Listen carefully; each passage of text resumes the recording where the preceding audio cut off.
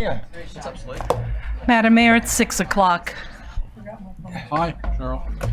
Good evening, everyone. I'd like to call this Tuesday, February 4th, regular City Commission meeting to order and ask the clerk to call the roll, please. Mayor Pam Triola. Here. Vice Mayor Andy Amorosa. Here. Commissioner Scott Maxwell. Here. Commissioner Omari Hardy. Here. Commissioner Herman Robbins. Here. Thank you. If everyone would please rise for the invocation led by Commissioner Maxwell. Can we just have a moment of silence, please? For Russo.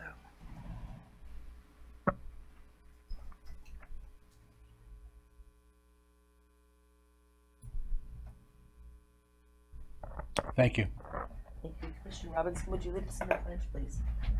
I pledge allegiance to the flag of the United States of America and to the republic for which it stands, one nation, under God, indivisible, with liberty and justice for all.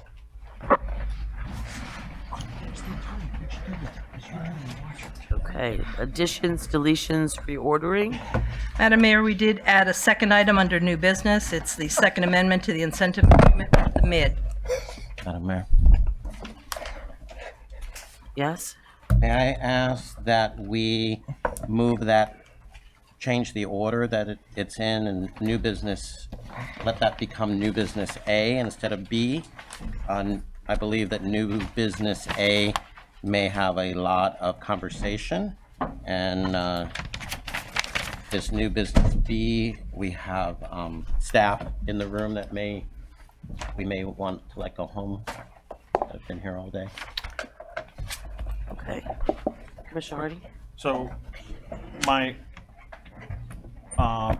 totally get that. There are also folks in the community who would like to see us talk about the multimodal corridor study, and some of whom might want to participate in public comment. At College Park Neighborhood Association last night, that was the indication, and they might want to go home also. And they also have to wait for our quasi-judicial. Well, we have to, first of all, we had a motion on the floor, so I would have to get a second on the first motion that was made despite your comments, right? So, I would need a second to add all the above, which was adding the one item to the agenda, and then the first request, which was made by the vice mayor, Right. And then changing the order of the items. changing the order of the items. Okay, so that's the first motion on the floor. Is that your motion? So moved. Moved by the vice mayor. Do I have a second on that motion? I'll second it. Second, all those in favor state so by saying aye. Aye. Aye. All those opposed? Commissioner Robinson, I think. Opposed. Let's move on with the meeting. Okay. So that's an aye. All right, so motion carries 4-1. All right.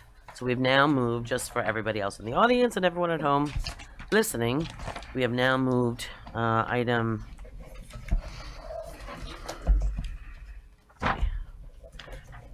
the item that was added, which is new business, second amendment to the incentive agreement with the MID.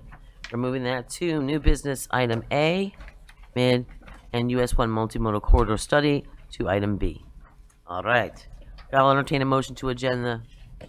I'm sorry, I made a motion to accept the agenda as amended. First, I had to get the motion changed. Now I have to get it accepted. Thank you. So moved. Second? Second. Second. All those in favor state so by saying aye. Aye. Aye. All those opposed? Aye. Motion carries 4-1. Sorry. I've got a cold here. You're making me crazy. Here we go. Moving on. First up. Thank you. Let's have our presentation by our North Grade Elementary School, presented by Nicole Patterson. Come on down.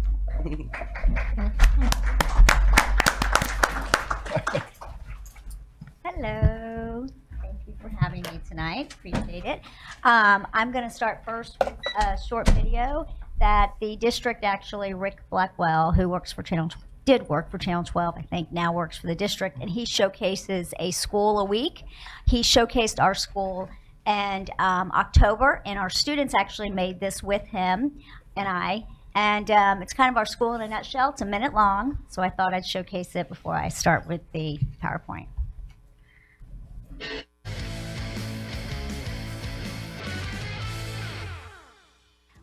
welcome to North Grade in beautiful Lake Worth Beach, Florida. I'm Nicole Patterson, the proud principal at North Grade. I'm here with my amazing, fantastic, awesome NGS news crew, and we're going to tell you what's cool about our school. We have the first dual language kindergarten 8x2, 8x2 es? through 8th grade choice program. We think we're cool because we have a gifted program. At our school, students collect paper and plastic. We're also cool because we're a green school of excellence and first elementary school to be a no place for hate for 7 years in a row. We do tons of community events, such as Literary Alicious, Hispanic Heritage, and field day.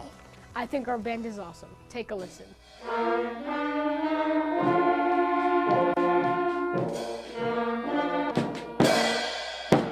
Thanks for tuning in. Everyone have a great day. Bye.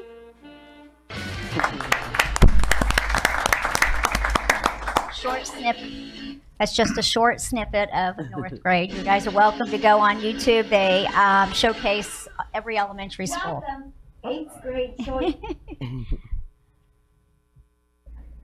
Now I just did a brief history on the next page, the brief history of North Grade. Basically, we're a Title I school. We were opened in 1926. The original building was demolished. That building's been there since 1999. We have 41 classrooms in the main building and 17 concretables around it.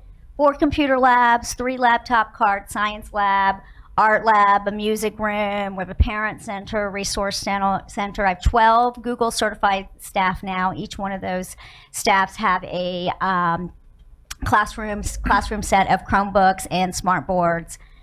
We are dual language. We are K through 7. Next year we will go to 8th grade, so we're super excited. It's a small middle school, but we love it.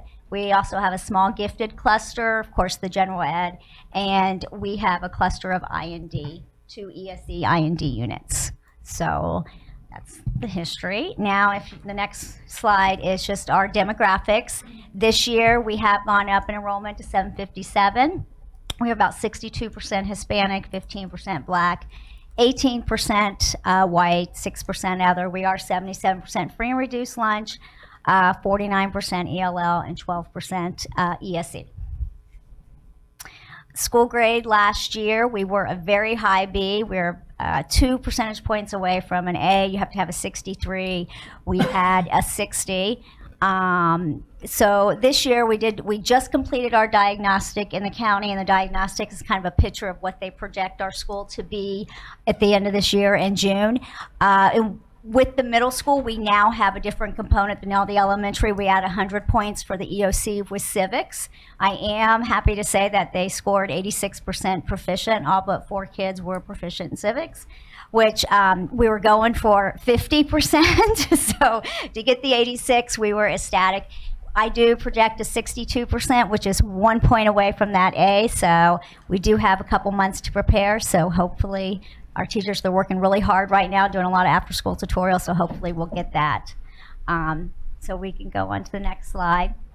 So some of the things that we do at North Grade, we have a school climate behavior system, which basically all around the school, when you walk on the campus and see a tour, which all of you are invited to come by anytime, everywhere it's show respect, act responsible, and be kind.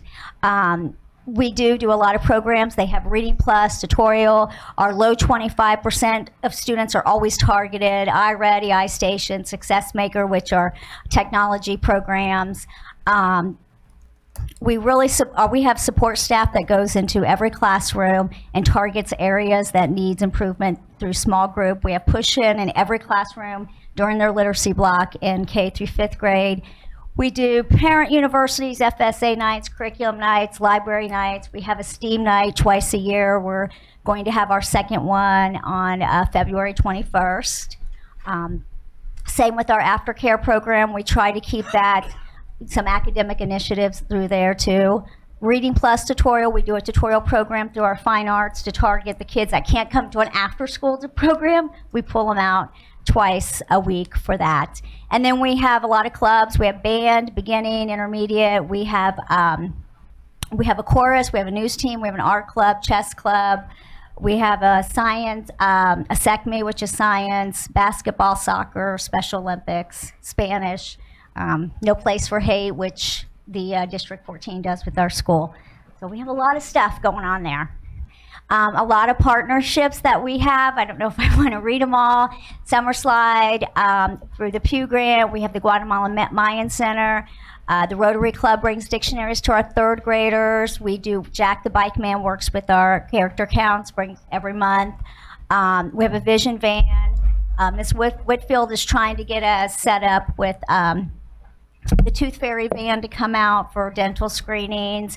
Back to Basics provides us uniforms. We have somebody that comes in, does free haircuts during preschool when they come meet the teacher. So we have a lot of partnerships and grants going on there. Next screen.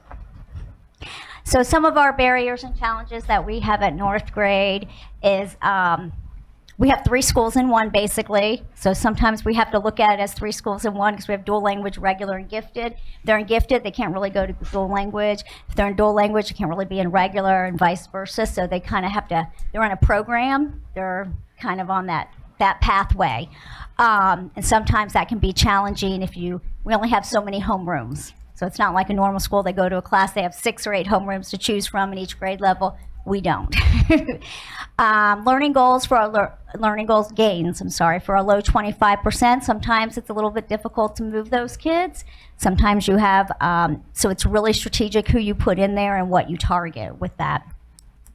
Our demographics, we have a lot of educational gaps, poverty, home support, lack of oral language when they come in, high number of students new to the country, our attendance rates, we have high absentee rates. Our proficiency isn't as high as we'd like. Parent participation isn't as high as we like. SEL component, just pretty much giving support to students that are in trauma, and a lot of our students that do come into North Grade have experienced some sort of trauma, been separated from their parents. So understanding, our teachers understanding that is trying to get them all trained is kind of a challenge to us right now. We're doing the best we can, and we're working on that. Teacher retention, you've heard about there's just no money in teaching. It's getting more difficult. So keeping a teacher is, and the capacity is getting a little bit more challenging.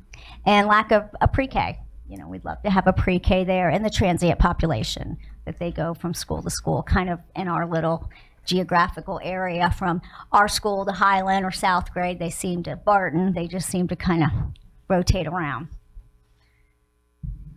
Opportunities to grow. So this is what we see as a way for us to get an A, is continue to develop capacity and meet the needs of the ELL and students with disability by targeting the students. It's real difficult when I have ESOL and ESE teachers going in the classroom and they so want to teach. You have IEP goals and ELL, LEP plans, and they want to teach letter sounds and phonics, and we get that. They have to teach that, but they also have to teach and expose them some to the test and the rigor. So getting the teachers to get their growth mindset. Ensure the right interventions are in place to increase the student gains. Continue oral development activities with students. Explicit planning for whole and small group instruction. Continue to develop teacher capacity. We want to train our teachers. We want them to stay in Palm Beach County, and they want them to stay with North Grade and build a relationship with us and the students and the community.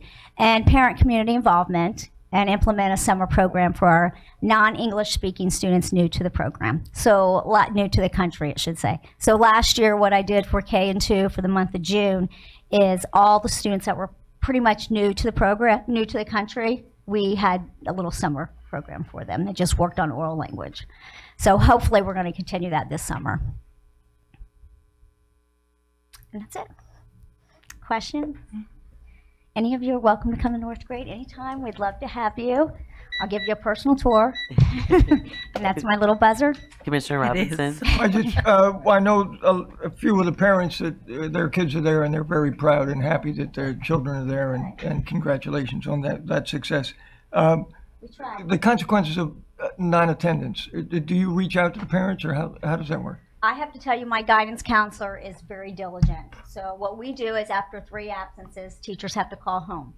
If we can't get a hold of parents, which a lot of time happens, we're making home visits all the time, Okay. more than I would like. Good. So Do you have soccer fields up there? we have a field, yes. Do you have nets? We do have nets. Okay. Do you participate in the garden across the street?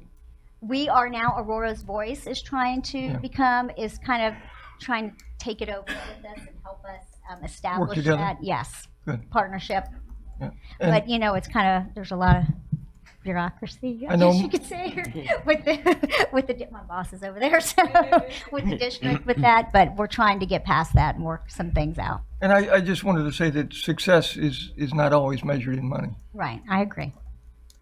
Principal Patterson, do you have, can you explain a little bit the new expansion to seventh grade now and then the eventual to eighth grade? Okay, so we are going to middle school. Up to next year will be eighth grade, but we're only a dual language middle school, which means if they move in across the street, they can't necessarily go to our school. They have had to have dual language in elementary for at least 2 years to go to the school. So there are a few exceptions that if someone comes in the country and they move in there and they are kind of biliterate in English and Spanish, then we'll allow them to come, but they can't just move across the street and say, hey, I want to go there. No, so it's it's a only for strictly dual dual language, which means half their day is in English and half their day is in Spanish. And how is that helpful? I mean, what can the reasoning behind getting that? How many schools do that right now? Right now, we're the first dual language Okay. school that's doing it. I have to say, we have a lot of ESOL students, Okay. which means a lot of the students that are in this particular program, they qualified because they came to the country probably in third grade. So academically, they're not on grade level yet, but we've seen tremendous growth with them. And I have to say the light bulb kind of goes off after about 5 years. I found out, you know, third, fourth, fifth grade, they're level 1s and 2s, and now they're making leaps and bounds. So I think their light bulb is going off. I like it because I think they go to middle school and they get lost. And we're very small, we're very tailored, we're very loving, and we're a community. We work with the parents come in. It's unique the way we have it set up. So they're in Comfortables, which is outside the building. So they're not in the building with K-5 students. Their lunchtime is at a different time, and they kind of have a separate cafe where their lunch is. They enter at a different entrance than the K-5 babies, and they leave 15 minutes later. So we've made arrangements that if they have any siblings in K-5, they're kept in a different room, and then when they're dismissed at 2:15, they pick up their siblings. And has there been proof that's shown that kids, especially dual language kids, do perform better in high school? Well, because they have that research one-on-one across attention? the board says that if they go to a K-8 or K-12 school, that academically, emotionally, and behaviorally, they all perform better. Thank you very much. All right. Thank you. Thank you, guys. Thank you. Good night.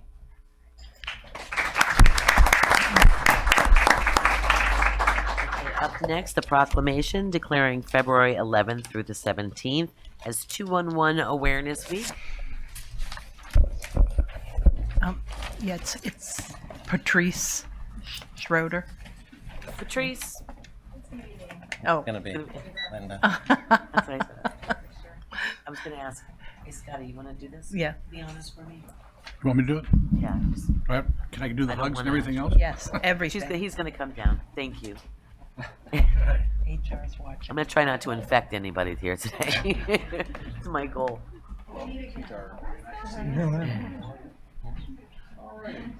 So I have a proclamation that reads as follows. I think you need a microphone. I'm sorry. There's tons of whereases, so please bear with me. Excuse me. Whereas many times people need help in meeting life's basic needs, and whereas they may experience times of crisis and are not sure of where to turn, and 211 Helpline is the essential access point providing people of all walks of life the guidance and support they need. And whereas with nearly 90,000 requests for help last year, calls to 211 are free, confidential, available 24/7, with text messaging and online chat also available. And whereas 211 has specialized advocacy and support programs that include the Special Needs Helpline, Help Me Grow, Catching Children's Developmental Delays Early, and Elder Crisis Outreach. And whereas 211's life-saving Sunshine Daily Telephone Reassurance calls continue to brighten the lives of local seniors. And whereas 211's newest program, My Florida Veterans, provides peer-to-peer support and helps veterans to readjust, providing linkage to services for veterans and their families. Now, therefore, I,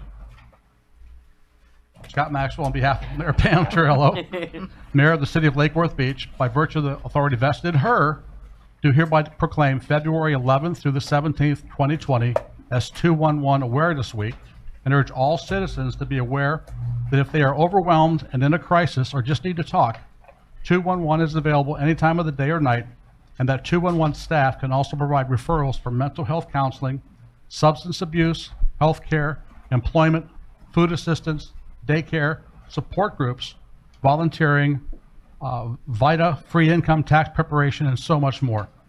In witness thereof, I have hereon set to my hand and caused the seal of the City of Lake Worth Beach to be affixed on this 4th day of February 2020. Congratulations. Wow.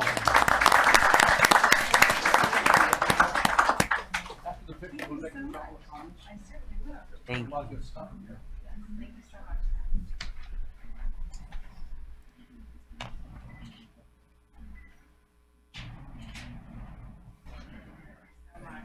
Mike's all yours. I'm going to probably have 3 minutes, right?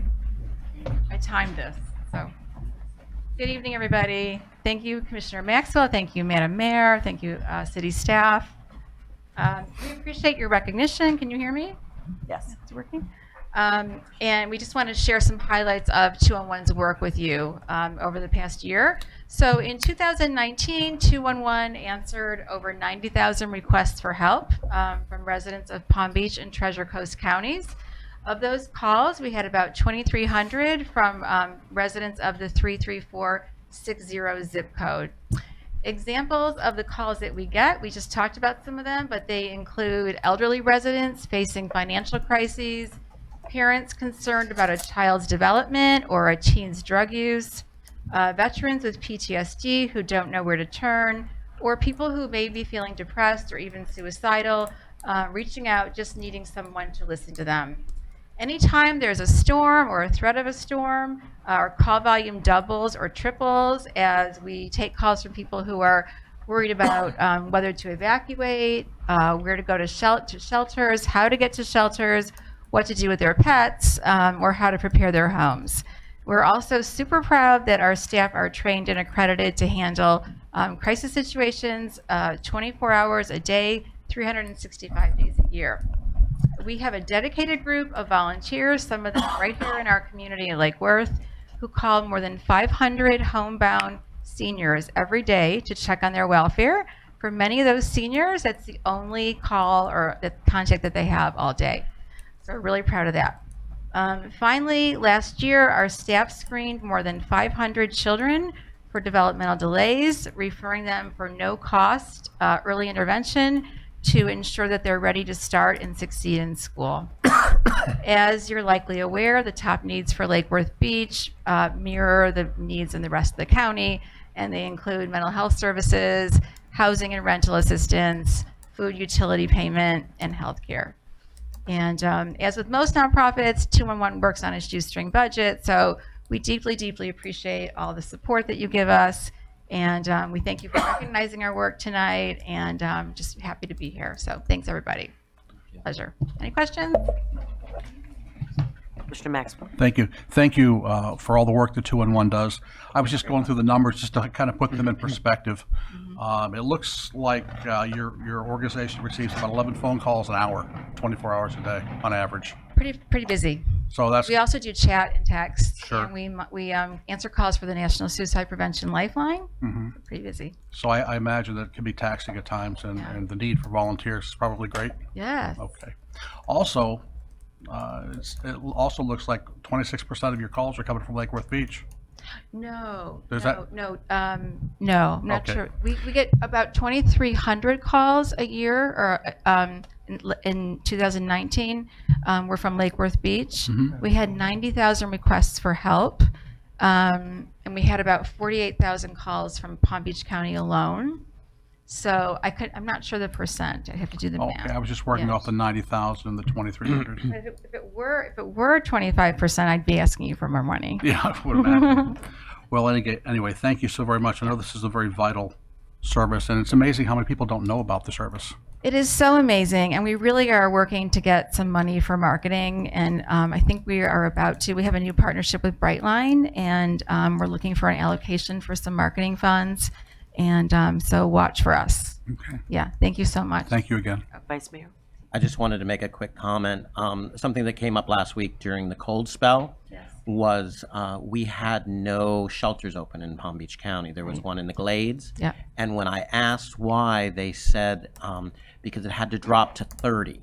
Right. Which was concerning to me, Yeah. and I'm sure that was written a long, long time ago. Yeah. So I know that you and I cross over. A lot of times we're sitting in the same meetings. Yeah. But when you go to these meetings, maybe you can help me push Right. and find out why that is and how we can get that rewritten. Because, Absolutely. You know, it shouldn't be in the 30s. Absolutely. Before our local, and there was no Yeah. Palm Beach County help. And I had No. a lot of calls, and I know 211 got a lot of calls because they had We said we did. called 211. We take our animals in, why Yeah. not take our people in? So I agree with you, Andy, anytime. Great, thank you. Yeah. My Thanks pleasure. again. Thank you, everybody.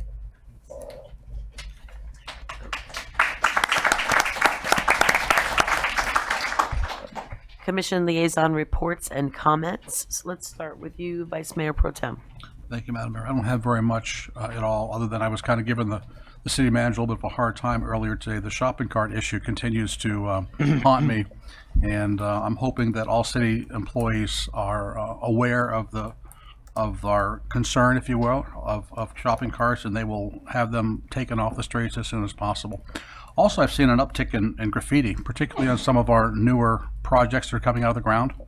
And I'm just wondering if the city manager might have any comments on whether or not the sheriff's office is, collaborating with us, or is there anything we can do to help them figure out who the knuckleheads are that are trying to bring, ugliness to some pretty cool projects. And, can you comment on that, or? Ask him to do it at the end. Okay, that's fine. Manager comments. That's all Thanks. I've got. Thank you. Thank you. Sure. The only thing I have to say is that the CDBG application cycle is upon us. And I just wanted to alert my colleagues that there have been discussions between the city and For the Children. There will be some options that'll be presented to us. I strongly, I would strongly urge my colleagues to consider the building that For the Children is located in. For CDBG funds, that is our building. We own it, and we'll have an opportunity to help out ourselves and to help out an organization that does so much for our residents. And those are my comments. Okay, thank you, Vice Mayor. I attended the Sober Home Task Force, and just a little bit of highlight because 211 is in the room tonight. So we've been lobbying for funding to help with the opioid crisis in Palm Beach County, and Palm Beach County got a lot of funding, and it's being put in different places. But when they gave us the breakdown, there was something for Veterans Affairs listed under Tampa funding, and they got quite a large amount. And I asked where the funding for the veterans in Palm Beach County was. The representative from 211 was very helpful and said that some of the Palm Beach County money was in that line item under Tampa. I asked that it, in the next round, be pulled out and shown exactly what Palm Beach County is getting, because it looked like Palm Beach County was lobbying for funding, but we weren't getting anything. It was all going to Tampa. And Linda did bring tonight some of their cards that are directed to Veterans Affairs and different help from 211 for veterans. So if there's anybody in the room that needs one of those, I have them here. Also, I wanted to do a couple shout outs. We've been working a lot with the 2020 census. The mayor leads that group. But Jess Savage in the city of Lake Worth has been attending meetings, and again, we do a lot of crossover, and she comes to as many meetings as she can. She's been doing a great job to push the need for everyone to be counted in the city of Lake Worth Beach. So please get involved with the 2020 census. Make sure that as soon as that comes out that you're counted. And again, a big shout out to Jess for going above and beyond. And then I wanted to do a shout out to Yolanda in the code department. About a week ago, I got a couple calls that there was a big bonfire on North Federal Highway. And it was a Saturday afternoon. I was leaving my business. I drove by, and what it was is somebody clearing the lot and burning. Well, it was that day that was really windy. People were concerned that this fire would leap into the neighborhood. I was concerned that, you might do that in the Western communities, but you don't do it in a neighborhood. So I called Yolanda at home on a Saturday afternoon, really just for her suggestion. And she stopped whatever she was doing. She jumped in her car on her way to the fire. She called both Palm Beach County Sheriff and the fire department. They both came with her, and we were able to solve that problem. So a big shout out to Yolanda on a Saturday afternoon, going above and beyond in the code department. And again, I was calling for her thoughts on where to go with it, and she jumped. And so that's what, our people in the city of Lake Worth do. And again, a big thank you and a shout out to Yolanda. Thank you. Commissioner Robinson? I too want to talk about the staff that we have, from the city manager attending neighborhood meetings to response of Yolanda, and all the city employees and their efforts to make the city a better place to live in. I do want to comment on the smaller things like the shopping carts and the graffiti and the spray paint on the debris that's put out on the street. We're able to spray paint it, but we need to be able to pick it up, and for the owners of those properties to suffer the consequences of code afterwards. So thank you, all city employees, for their participation. The CDBG hearing date is, do we know? I believe it's I want to say the 27th. I think it's a Wednesday, the last Wednesday. It was moved from the 6th to the 27th at this point. I believe it's Wednesday. Commissioner, we'll confirm that. Okay, so, well, I just want the public to know that their participation should be counted as interest in how that money is spent. It's in the neighborhood of 300,000. Is that correct? Close to 250, yes, sir. Okay, 250, and so however that's spent is I think should be relative to citizens' interest. And I want to send our condolences to our two PBSO deputies that have passed, and to their families, and to the team of sheriffs that protect us every day. Will be missed. So that's it for me. Thank you. Also, in reference to that too, Captain Bears sitting here, if we can have your communications department let us know of any events, especially for people serving in our district, too, just because I hadn't had that on my calendar, and I really would have liked to have been there. So our condolences to the families, of course, too. Also, thank you, Captain. We had a really incredible Mayor's Crime Walk. It was the first one, and it was in South Palm Park and Pineapple Beach. And the sheriff was out there with horses, with ATVs, and we were going through some of the severe hot spots in those districts, mainly up and down Palmway, the alleyways, Federal Highway, and crossing over into Pineapple Beach as well. A lot of areas where we've had numerous calls for debris dumpings, numerous calls for prostitution, calls for crimes of petty crimes and things happening, because we have somewhat of a transient crowd staying in some of those nightly, not all, some of those nightly businesses that are on that strip, and some of them have become chronic, to say the least, and the citizens wanted to speak their minds, and they wanted to show. So what better way than to have us, staff, PBSO, neighbors all out together on a walk to highlight and showcase where the problems are, what's going on, what are they seeing on a regular basis, and address them. so that we can do it. Somebody asked me, they said, why would you want to talk about these things? It brings a negative light to your city. Hey, you don't get better unless you point out what you've got going wrong and you fix it if you're responsible. And that's exactly what we have to do here in the city. We have to be responsible, and we have to say, hey, you know what, bad guys, you may have been allowed to play here for a while, but you're not allowed to play here anymore. Because if you do, we're going to bust you, we're going to lock you up, we're going to shut you down, we're going to do whatever it is that has to be done in regards to nuisance crimes.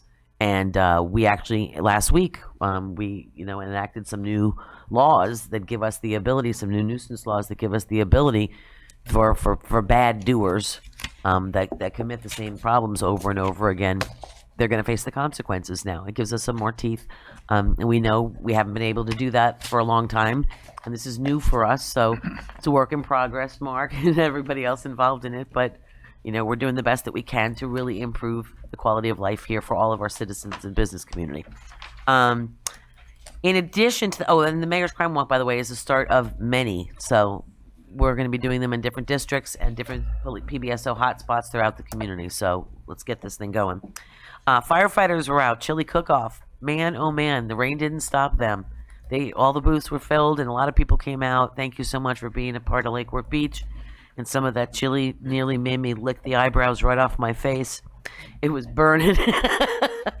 But it was an interesting time. But I enjoyed it, and our firefighters were very proud of them. Daddy, daughter, mother, son night. I want to thank Leisure Services. Always does such a beautiful job. I think the turnout this year was bigger and better than ever before. I was starting my downturn then, so I wasn't able. This is the first year I don't think I was out there. But just really, really appreciative. We had our pension board meeting for all the employee pensions and police pensions. Police, we didn't have a quorum on today, but for the staff we did. Their employment profiles, according to our people that do those types of things. I can't think tonight. They basically, the numbers are way up. They finished really strong this quarter, and our employees should feel confident knowing that their pensions are safe and secure, and we're keeping a good eye on them. Also today we had something interesting. It was Josh's Benches for Awareness Corporation. And this is a mom who lost her son to suicide, and his best friend was talking about this kid and saying he had prevented 3 other people in their lifetime from committing suicide, and here he committed suicide. And they just felt a need to do something about it. And you always know when somebody has something sad happen to them and they decide to make something positive out of it, you know that they're truly special people. They started this bench program for suicide awareness, for the hotline to be on it. It's a bright yellow bench. It's in our South Bryant Park right now, right next to the Intracoastal Waterway. And they're doing this program, and they're spreading it around through cities and towns throughout the states, as well as throughout here in South Florida right now. I want to thank them very much for thinking of us and doing this and to bringing a light to, because Lord knows we've had our share here in our fair city. So that's it in a nutshell. Thank you all very much, and I'll see you out in our beautiful neighborhood. Okay. Moving on to public participation of non-agenda items and consent agenda items. Cheryl Rashkin's up first, followed by Todd Townsend. Good evening, all. I'm Cheryl Rashkin. I'm here as the president of South Palm Park Homeowners Neighborhood Association. Can't say homeowners any longer. But I live on South Palm Way. And I wanted to thank the mayor and Commissioner Robinson for getting this crime walk going for the city residents. South Palm Park is a great little neighborhood. We're right off the Intercoastal. We have lots of big, huge, gorgeous homes that I can't afford to live in, but I have a nice home anyway. And we've had a lot of issues within our neighborhood. So this was the start of something new and great for the entire city of Lake Worth Beach. We want to thank you for allowing us to be the first, as well as for Pineapple Beach. You don't know what it did to the morale in the neighborhood to have you out there, to have the sheriff's office there with us and going through the areas that we've had issues with, not only in the recent past, but it's increased over the years since the opioid crisis came about in the middle 90s and continued up through the early 2000s. So 2020 is a new year. We need to all get started and move forward. The only thing I would like to ask is, we need some signs. Our neighborhood and the other neighborhood were under the impression that they would be provided by the city. But since they weren't, we made do.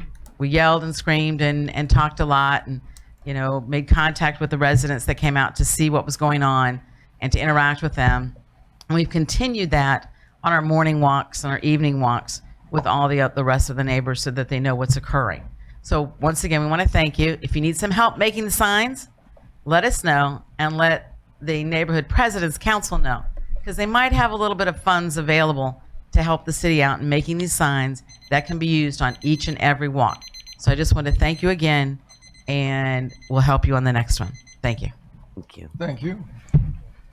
Todd Townsend, followed by Rachel Shapiro.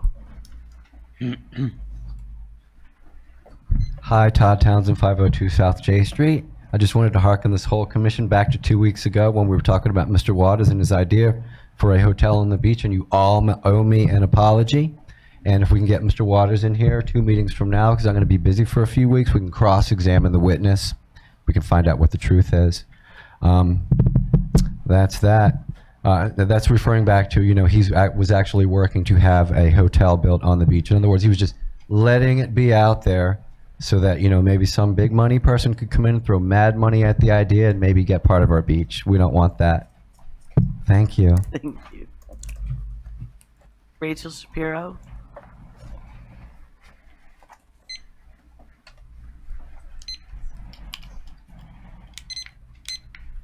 Hi, Rachel Shapiro, 506 North E Street. I understand that 14 East Coast Drive is currently been purchased and is under development. And in that contract, there's a stipulation that the building has to be demolished within 6 months of purchase. And as a concerned citizen, I understand that this request for demolition, or this stipulation for demolition, is actually holding up not only development of that parcel, but also a parcel owned by the same property owner. From what I understand, that parcel was, prior to the sale, in a derelict condition. Since purchase, it's been cleaned up, and the building is extremely sound. It's concrete. It's got a great base for the future development, and there are plans already being worked on for that building. So I understand that it's going to be sent to the commission to make a decision about whether that can be removed, that caveat can be removed from the contract. And as a concerned citizen, I just wanted to raise that question. Can we get more information out to the public, and also just to kind of raise the question of, is it really the best move to say we have to demolish another building, because that's a lot of resources being a burden put onto the property owner, but also on the environment and on the surrounding city. That's all. Thank you. Thank you. Are there any more public comments? No, Madam Mayor. Seeing there are none, moving on to the approval of the minutes. So moved. Second. Second. All those in favor state so by saying aye. Aye. Aye. All those opposed? Motion carries unanimously. Consent agenda. So moved. Moved by Vice Mayor Pro Tem. Thank you. Second. Second. Seconded by the Vice Mayor. All those in favor state so by saying aye. Aye. Aye. All those opposed? Motion carries unanimously. We're going to move on to a public hearing. And this is a quasi-judicial hearing. And let me find my... Do you need a copy of my it, script, Madam Mayor? yeah. This is an appeal by Daniel Hyatt and Frederick Schmidt of Planning and Zoning Board of Case number 19-005-00004. Approval by the Planning and Zoning Board of a conditional use permit at 1812 Aragon Avenue, Unit A. This is a quasi-judicial hearing to hear an appeal pursuant to Section 23.2-17 of the City's Code of Ordinances. As we've stated in other cases, because this is an appeal, no new evidence will be taken, but the city and the appellants will be given 10 minutes to make a presentation. Thereafter, we will allow public comment. Do the commissioners at this time have any ex parte communications, personal investigations, or campaign contributions to disclose? I have personally been on the site and observed the condition of the site, and I've also received in the past previous campaigns, campaign contributions from both appealing parties, Mr. Hyatt and Mr. Schmidt. I've also been on the site. I've seen the conditions there. I've also received in the past, campaign contributions from Mr. Hyatt and Mr. Schmidt. I too have been on the site and have met with one of the appellants and don't believe I received any contribution. I visited the site with one of the owners of the property in the neighborhood, Dan Hyatt, and listened to his complaints. And I will listen to everything that's presented tonight and make a decision on that basis. I drove by the site just on my own. I have taken contributions from 2000, I think 11 or 12. I'm not sure exactly what years from both people. Sorry, I also spoke with the appellant after their original meeting and also at the site. Just want to make sure I get that on. Okay, and I did not speak with any of the appellants in regards to this case, I don't. Madam Mayor? Yes.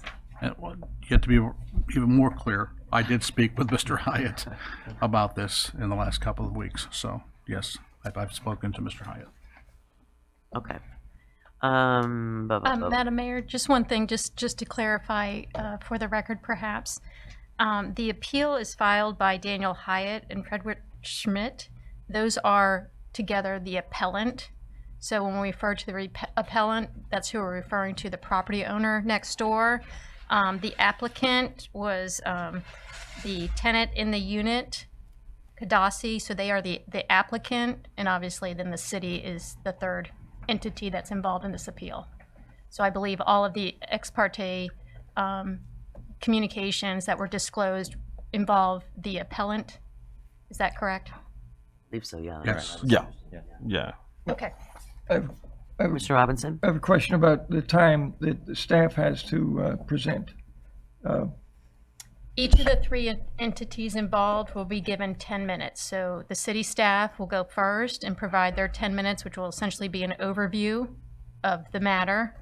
Then the applicant will be given their 10 minutes to provide what their case is based on the evidence presented to P&Z.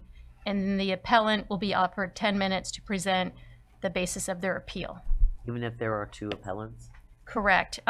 They are one property owner.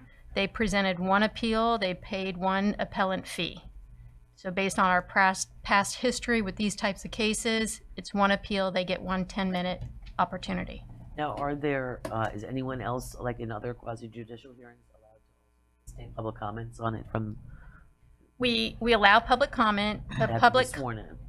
well, two different things, I think. We have interested parties or affected parties. And so usually if they identify themselves as an interested or an affected party, they will also be given an opportunity to make a presentation. We don't have that tonight. We only have the three entities giving presentations: the city, the applicant, and the appellants. We will allow, after each of them give their 10-minute presentation, we will allow for public comment. And public comment just gives the public the opportunity to provide comment. If it is not consistent with the evidence that was presented below, it's not to be considered as facts for your decision on this appeal. And I would advise all my fellow commissioners too that the backup documents that you've received in your backup documents, basically those are all you can use is actually what was presented to planning and zoning. So there is no new discovery this evening. It has to be based on exactly what happened and what was exposed during the, from either party on the planning and zoning side. Madam Mayor, I personally, because there are other things after the item that are important to the public, if we can limit public participation to the presentations from the appellant and the applicant and staff. I think that would be good, especially given that we're not even allowed to consider what folks really have to say about this, being as it's about what's in this document here, and that's it. I don't really see a reason, especially given that there are things after this item that folks want to speak on, for us to accept comment from the public. Usually at any regular commission meeting, the public has a right to have public comment after any agenda item. It's not a special meeting or it's not a special, so, you know what I mean? So I don't know exactly. City Attorney, that's up to you. Normally I don't rule for lack of public comment at a regularly scheduled meeting, so I don't. Right. I think the issue that, and Commissioner Hardy, correct me if I'm wrong, the issue you're bringing up is a concern that public comment may present information that the commission, sitting as tonight's impartial panel, would consider in its determination of the appeal.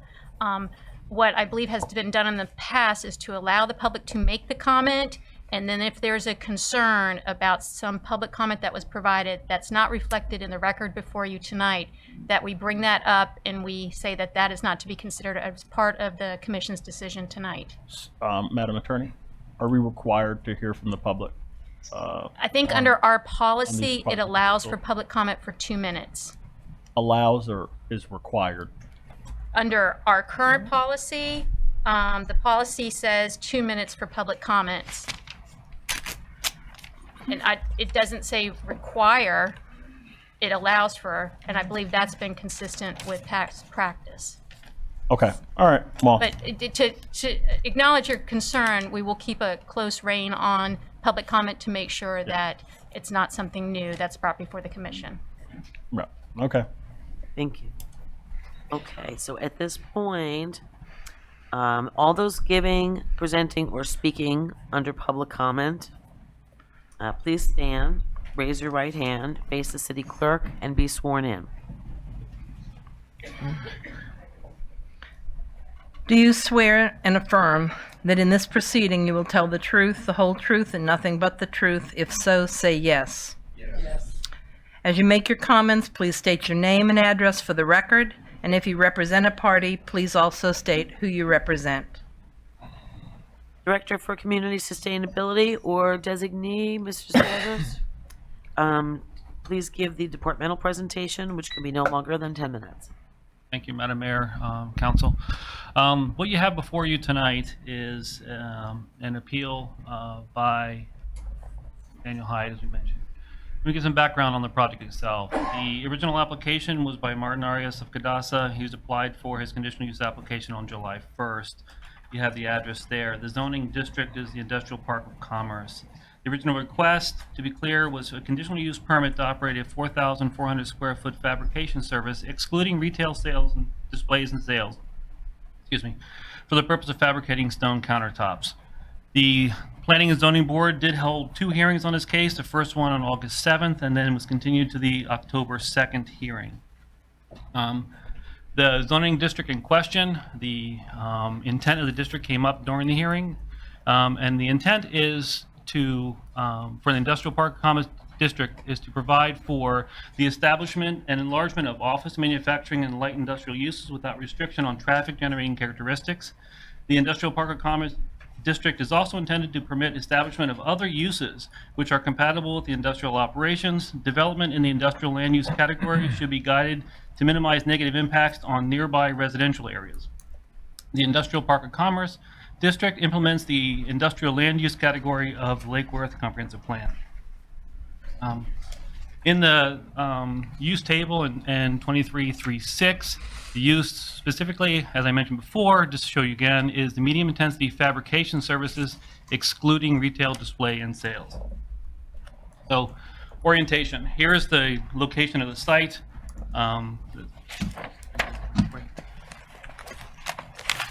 The site here is located just north of 10th, west of 95. And as you see on the zoning map here, the site is fully within the industrial district, surrounded on all sides by industrially zoned properties. This is the floor plan that was submitted with the application. The area in red shows the area of interest of this application specifically. The pictures that were presented to the Planning and Zoning Board during the hearing included a look at the neighboring properties to get a sense, so the board had a sense of what is surrounding this project. And I just want to briefly go over the timeline, as this was mentioned several times during the hearing.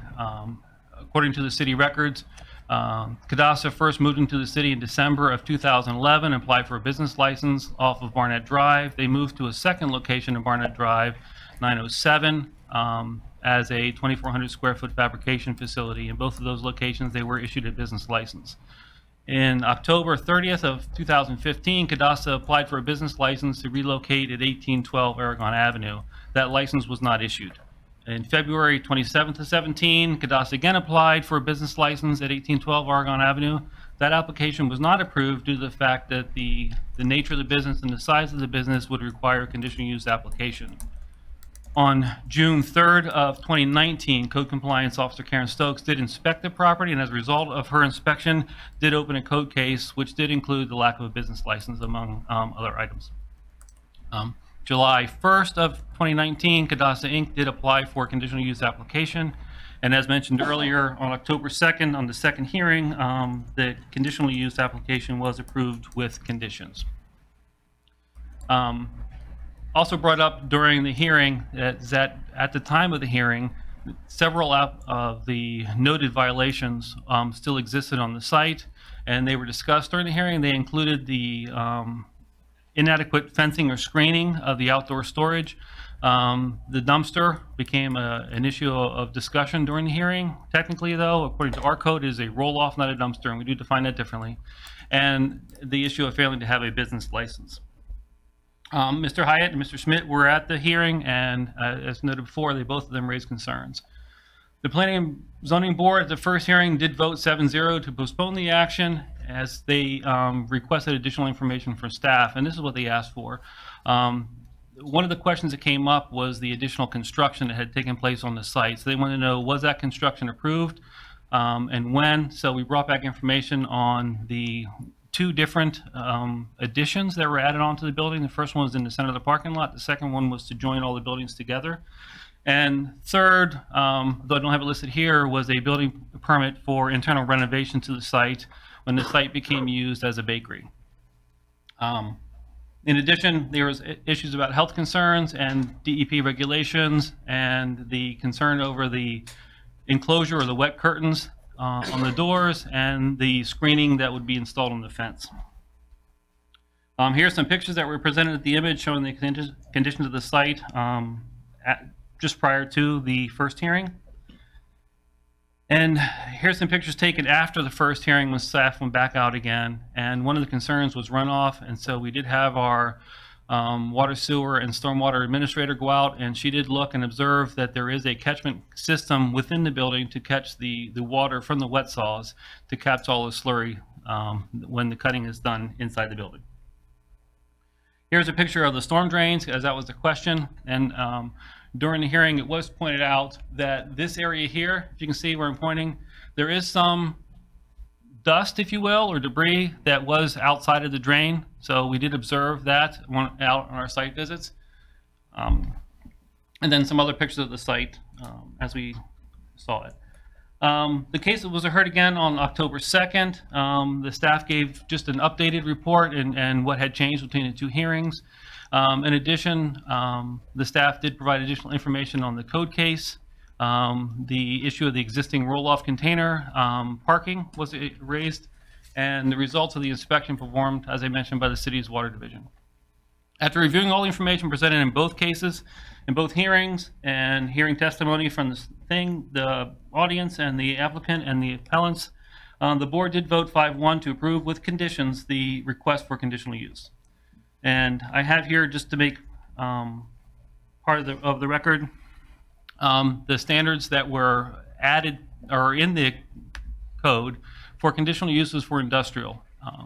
Just to see what we looked at maximum size, but I point your attention to the fact that outdoor storage, as we say here, must be screened, and all production and processing shall be restricted to the enclosed buildings and the buffering requirements that may be required.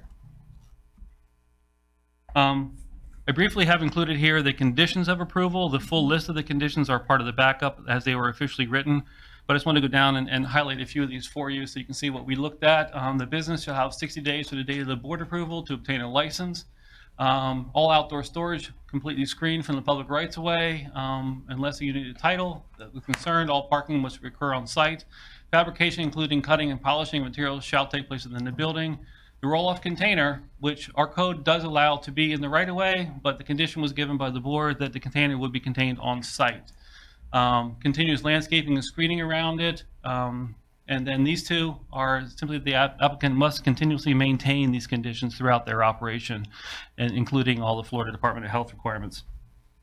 The wet curtains we talked about must be installed and maintained. The conditions, as we mentioned, must be maintained at all times, et cetera, et cetera. So those are the conditions that were put on and approved by the Planning and Zoning Board at the October meeting. And so on November 21st, the city did receive a notice of appeal, and within the timelines on December 5th, the city did receive the basis of the appeal from the appellants. And all those documents that I mentioned above are included in your information that you should have with you. That completes staff's overview of the project to this point, and I'll turn it back over to you.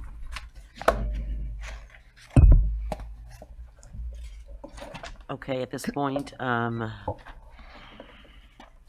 applicant may now make their presentation, which can be no longer than 10 minutes. Now, the way that, and that's correct, Madam Mayor, the way we've set up the script tonight is to allow each of the three entities to make their presentation and then have questions from the commission after each has made its presentation. Okay.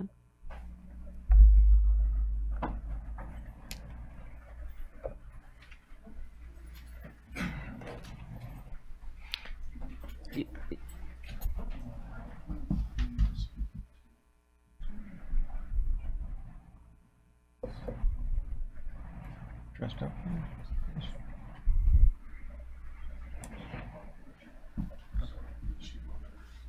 The second.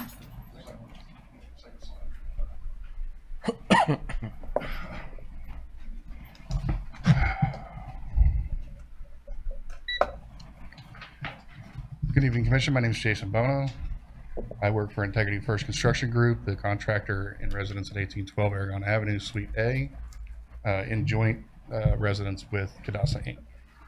I have before me authorization for me to speak on Cadasa Inc.'s behalf, signed by the owner, Martin Cadasa, or Martin Arias, who's here in attendance.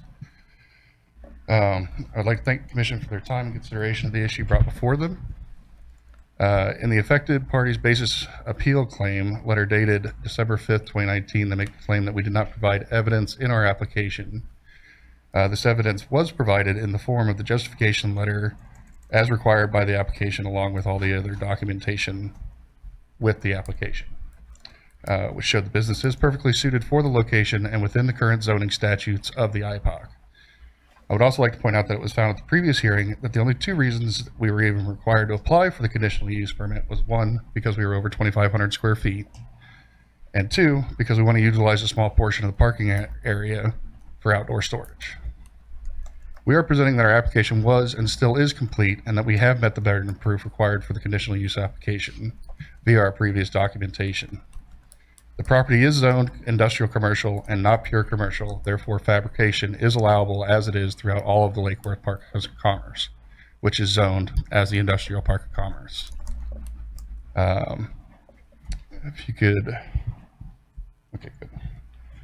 As this is an industrial commercial area, we are within the compliance and use and in harmony with the current zoning regulations governing this area, which is proven by the fact that there are multiple similar businesses. They're both larger and smaller in scale to our own business throughout the IPOC. As was discussed and previously mentioned,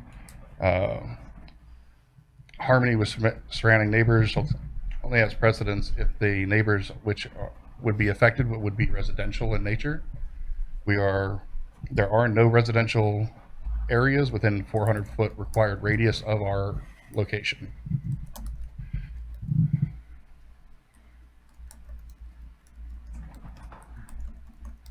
The affected parties also claim that everything must be done within an enclosed building. I have found that this does not mean that the building must be sealed and all doors must be closed during operation. if that, just that the work must be performed indoors. Otherwise, this would mean that all of the other businesses throughout the IPOC that operate with their bay doors open are out of compliance, and that their own businesses, that the appellants claim that their own tenants cannot perform work with their bay doors open because of us and must keep their bay doors closed was a rather ironic argument. Also, with the claims of increased buffering, you can see in our photos the fencing and screening that has been put up and is in place now.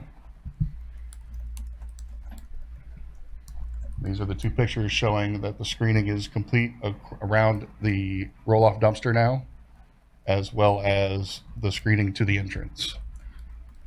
If you go to the next slide, this is a closer up picture of the wet curtain system when it was running while they were doing some interior cutting in the area.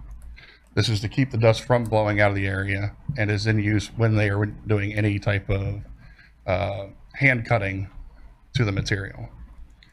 The majority of the work is done under wet polishing conditions or wet cutting conditions. We have purchased wet saws, wet hand saws, in order to keep the dust down to a minimum, which was the appellant's main complaint.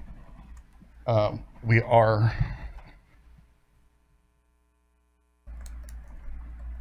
sorry, I lost my way. We believe that we have met every request in a timely manner required within the conditions of approval for the conditional use permit, except for the roll-off fencing enclosure, which is on hold. The permit is on hold at this point, as well as the business license is on hold at this point, pending the outcome of this hearing. So, no, we do not have the business license yet. It has been applied for. It is approved pending this hearing. Once again, I thank you for your time and consideration in this matter, and I hope that we can finally put this to rest after this extended amount of time that we've been going through this process. You have any questions for me? I think we have to wait for the final presentation first, Okay. just during this hearing. Thank you. So the appellant then has 10 minutes to make their presentation.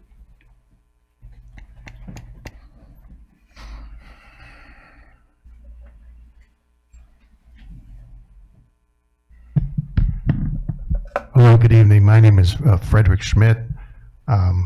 I'm a resident here in Lake Worth with my wife Sherry. We live at 4 Indigo Terrace, and we live, work, play here. This is our home. I'm also the owner and the broker for Cornerstone Realty since 1977. Have assisted in the sale and leasing of many properties throughout Lake Worth Beach and Palm Beach County. My Dan and I are partners and are both industrial experts. And we are acutely aware of the impact of different industrial tenants on neighboring properties, especially granite shops.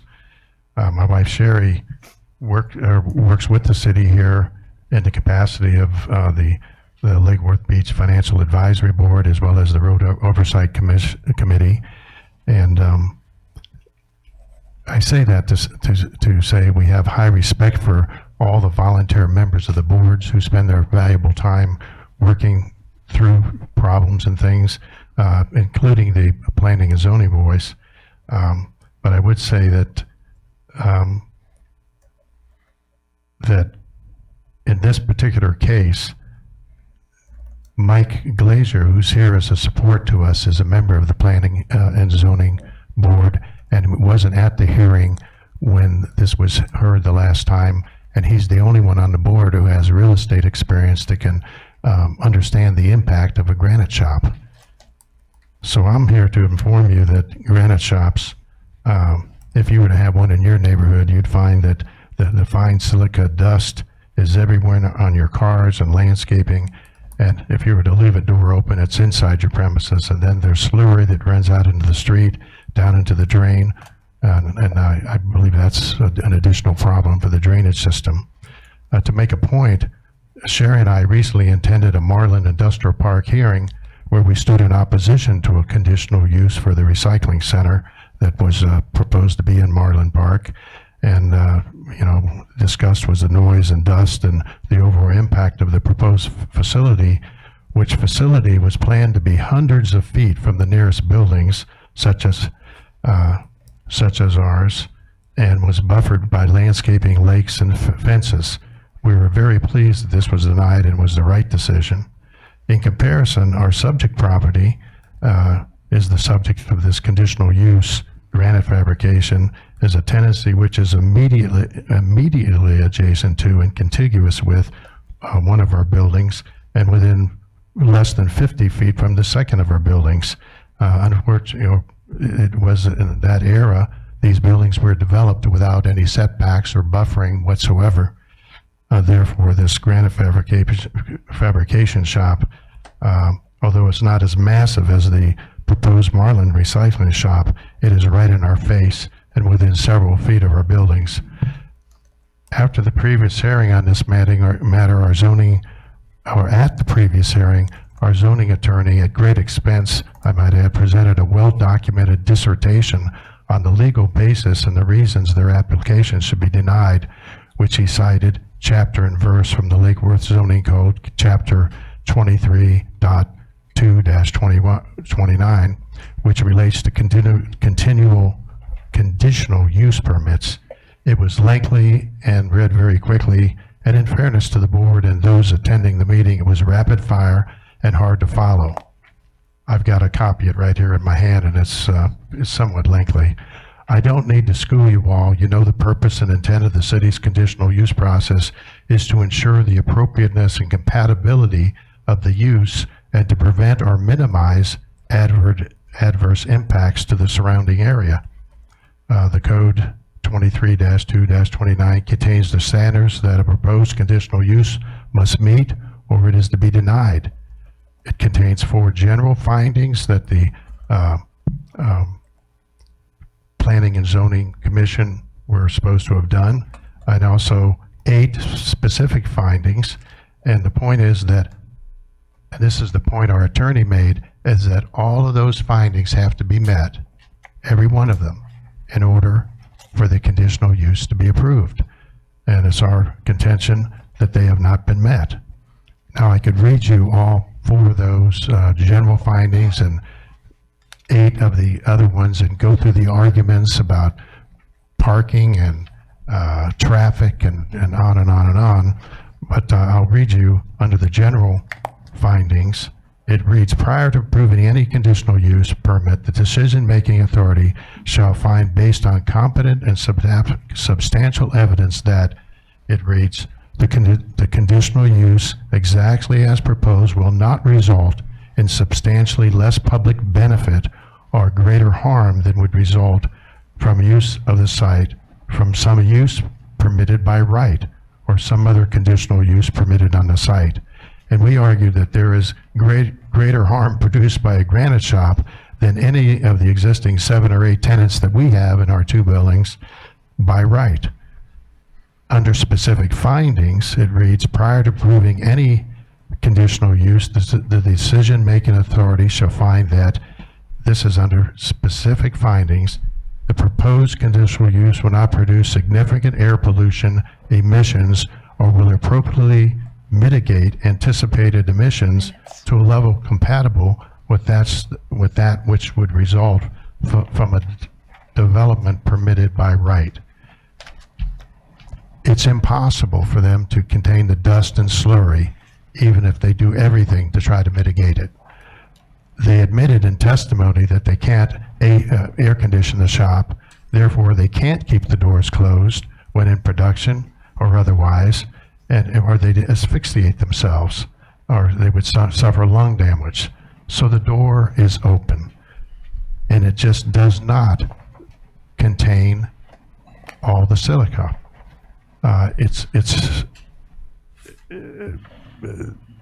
The gate's always open, and we have witness vendors cutting outside periodically, and we testify to that.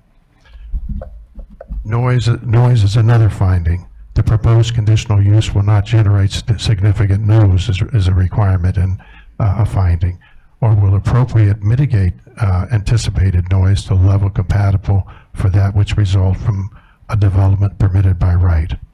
So our conclusion is, since the applicant did not meet the burden of showing substantial competent evidence that its application has met the statutory criteria for the granting of the conditional use, the decision by the Planning and Zoning Board has no legal basis and cannot be upheld. Please vote to overturn the conditional use approval for the granite shop. Care to give testimony? I have some list of errors and omissions from the staff report, which is that thick. I've got it here, and I'll stick to what was just in the last meeting. There was very few site inspections. None of them were accurate. Nobody studied the past permit history of what was in the building, and therefore they just got in there and built out this whole huge granite shop inside, no permit, no nothing. The third thing is the excess remedial time. I mean, this has been going on illegally for 4.5 years. This guy's been in there. They never even checked to see who the electric was in. They got a token tenant to put in there in lieu of the granite shop to get a license, and then he turned the electric on through the back door. So he's been there 4.5 years making this mess. The representative is not a zoning lawyer. He's not an architect, and he's in fact been employed by them to do this project for 1.5 months. They failed to realize, and the board, that the applicant is responsible for the burden of proof of all this stuff. They not only didn't prove that they had no impact, they didn't comply with the 10 items on the list that's in the package from the last hearing. It's still a terrible mess. Here's a timeline for you all to consider. 9/11/15, the applicant tonight is trying to fight this.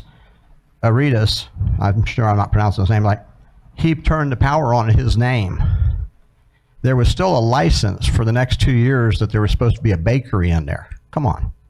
On 9/27/17, he reapplied for another license because now it was evident the bakery was done, and he just withdrew the process. There was never a license added. If you look at the original paperwork, he never applied on 9/15/15. On 8/02, he got caught for something else, 8/02/19, and that's when everything started. On 10/7, the city sent out a condition of approval, which is 2 months after the hearing, for him to be in compliance in 60 days. And out of all the conditions, here's the ones that have never been finished. Number 1, number 2, number 3, number 4, number 5, 6, 7, 10. The bakery was licensed while they were in there working with this full-blown granite shop. I don't know what happened to the bakery. That's it. Sorry. Huh?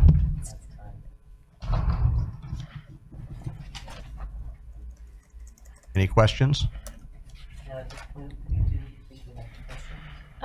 Or I think we should move to public comment, allow the public to make its comments, and then have the questions at that time by the commission. Thank you. We will have questions, but not right this second. Okay. We'll allow public I have comment. one question. We have 3 people, the tenants that were affected parties that I registered on the list yesterday. Are they members of the public? Yes. Okay. They just need to, do they need to do a card? Or is this If, different? yes, if they're going to provide public comment. If you'd like, if any of those people that were listed in there, if they could fill out a blue card, then they're maybe able to make. Right in the back, there's pencils right there too. They haven't been sworn in. The only thing is, were they sworn in? Yeah, they were. Everyone, All these. They'd have to.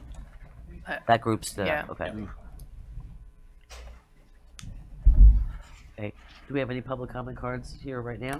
No, Madam Mayor. Get started with, okay.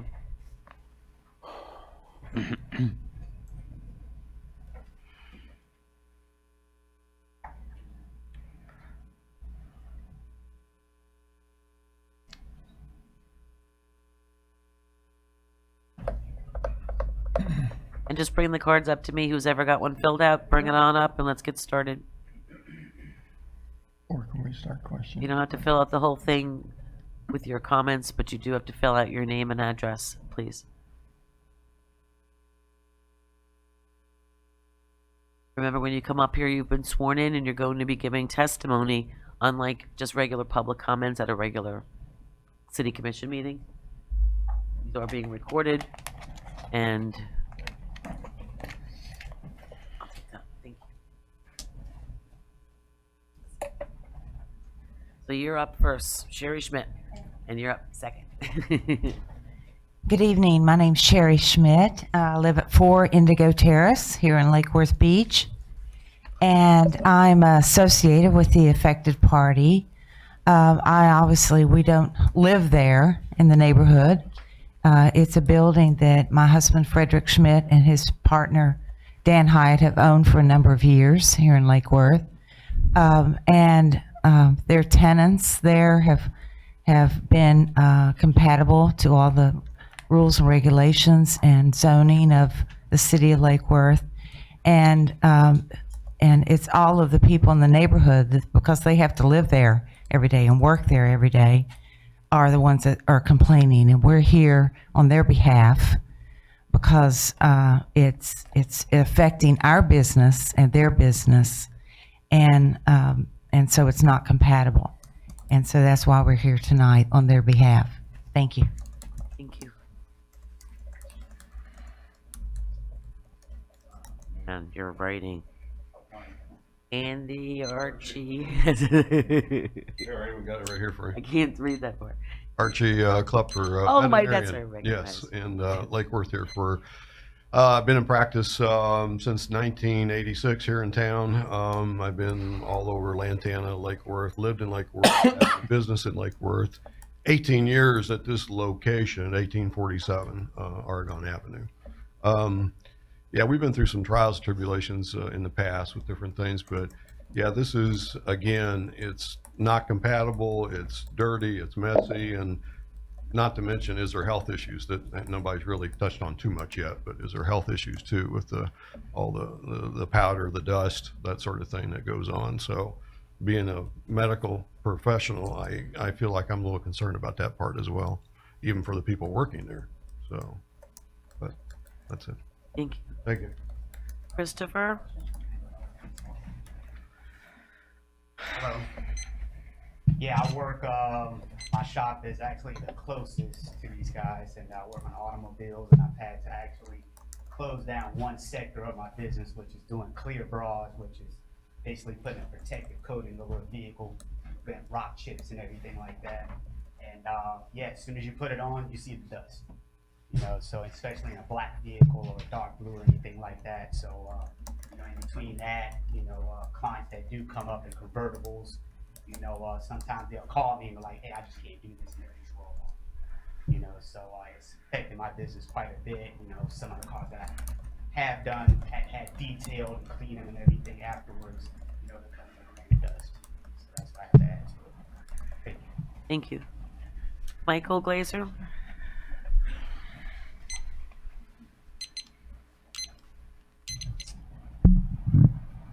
Michael Glazer, 129 South Golfview Road, apartment number 9, Lake Worth Beach, Florida.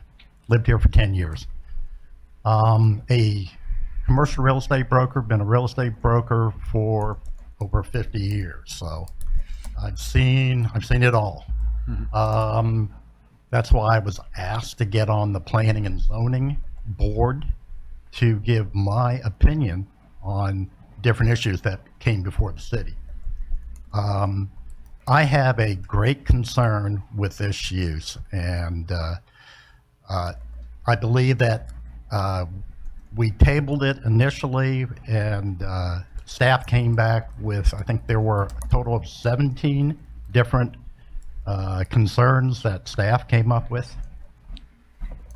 And the reason this was brought to us and brought to staff was because of code enforcement.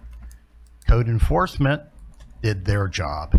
They had a problem with this, and they brought it to staff, and the tenant in the property came and did a presentation, and we tabled it. Planning and Zoning tabled it for 60 days. Came back to Planning and Zoning, and unfortunately I wasn't here, but it got defeated at that point. My biggest concern that I have is that the dust from the granite is a real health issue, and it was brought up before, not only to the employees that are there, but also to the public. It's a and the person that spoke earlier touched on it lightly, but it's like asbestos. It gets into your lungs. It can kill you. So Thank you. Are there any more public comment cards? No, Madam Mayor. Okay. Oh, there's one more. I think. Oh, I'm sorry. I saw him hand it in. I saw you hand it too. It's just another. Dennis? Stuck to the other one, sorry. Hi, Dennis Bucell. I've been in that location at 1847 Aragon Avenue for 22 years now.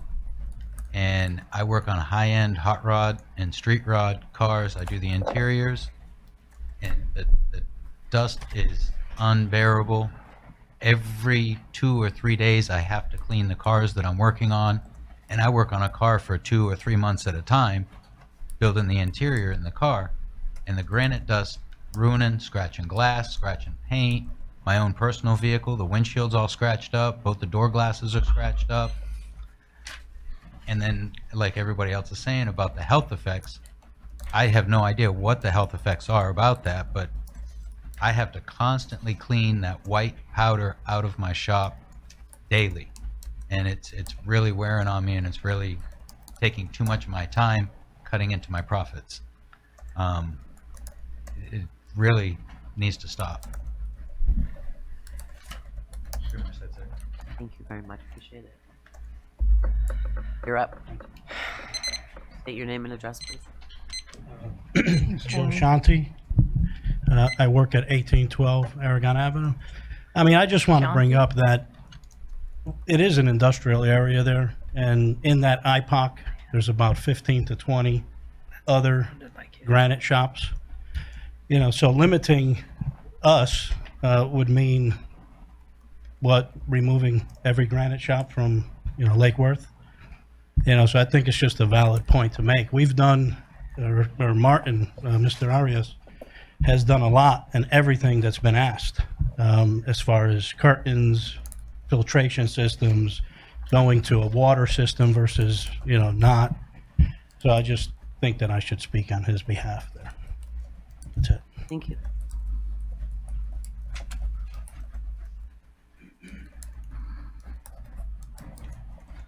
Public comments, I'm just checking for, sorry, we have to be legal beagle or I don't want to speak out of line. Okay, at this time, commissioners, do you have any questions for staff, the applicant, or the appellants? Yes. Vice Mayor, I saw you head up first, and then you'll be up second. I want to start with staff. Can you pull up the piece where you showed where they applied for licensing?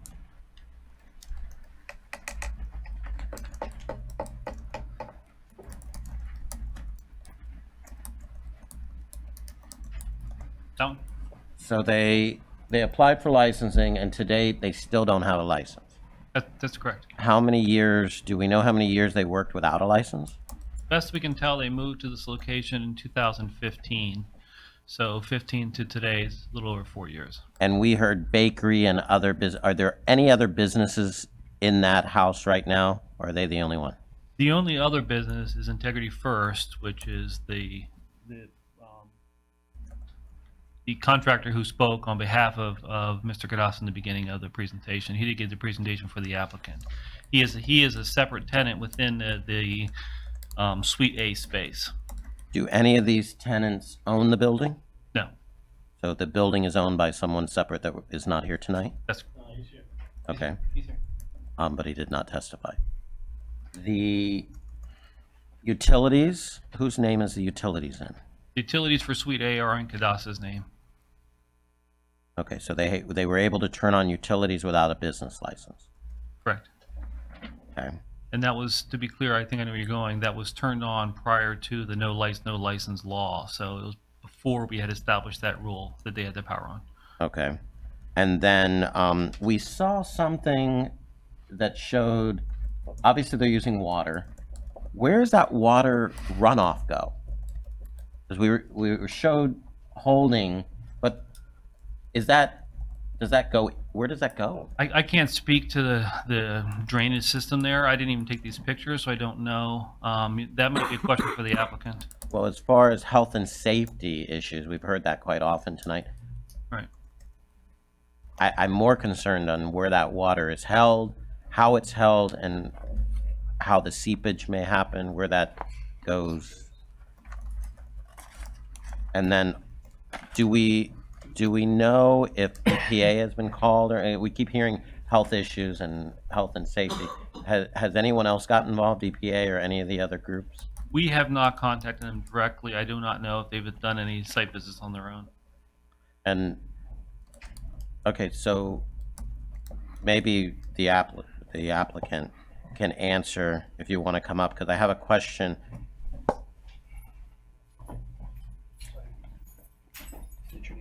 Someone had mentioned that this kind of business is all over the city or in other cities. Yes, sir. How traditionally, how is that water? Okay, so there's a catchment system. Can I just stop you real quick? Can you just restate your name for the record? Oh, so I'm we sorry. have My it on name the is Jason Bono, representing Aragon, 1812 Aragon Avenue. Thank you. Sweet A. How is that water captured and then removed? Now, originally you did not use a water system. You changed to a water system? No, we changed the hand-operated equipment all to water-operated, whereas before the hand-operated stuff was all dry. So did you have a catch basin for that? The prior catch to, basin or- is the interior of well, that is the catch basin, what you're seeing there. Okay.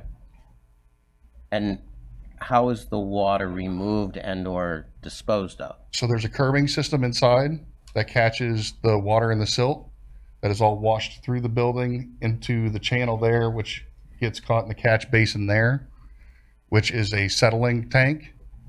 The silt settles to the bottom, the water comes to the top. It's a water recycling system.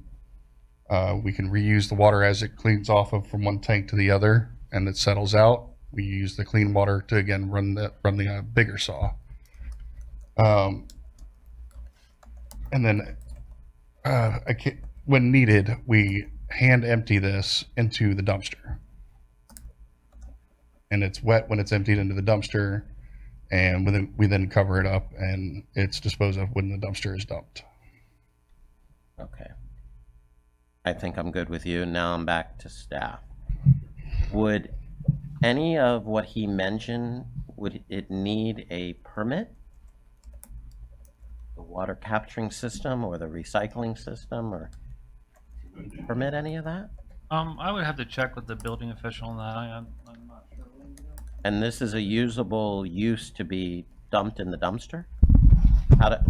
Once it gets to where it needs to go, I'm trying to be careful on what I say because it doesn't necessarily, it has to apply to this. Again, it goes back to health and safety. I'm concerned where the water may or may not end up at, and the soot, for lack of a better word, I don't know what you actually call the Silt or product. slurry. Okay.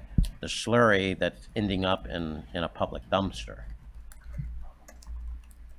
Can I respond to it's going to a roll-off container, which is disposed of at a construction waste site. Okay. This is not a standard city dumpster.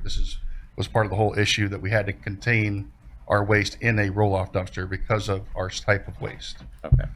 Now, going back to the issues that they needed to address, there were multiple issues. Have they complied with all those? They don't have a business license, but have they complied with all the other code violations? The code violations that are remaining are the condition of the dumpster. As we made a condition of approval, a dumpster must be located on site. When we back out and investigated, a portion of the dumpster is actually located within the right-of-way, and the fencing is partially located in the right-of-way, and they are currently working with Public Services to either downgrade or relocate that facility within their full property lines as required by their condition of approval. So that has not been done yet. That has been on hold pending the decision tonight. And the other issue, of course, is the business license itself. Commissioner Hardy? Sure.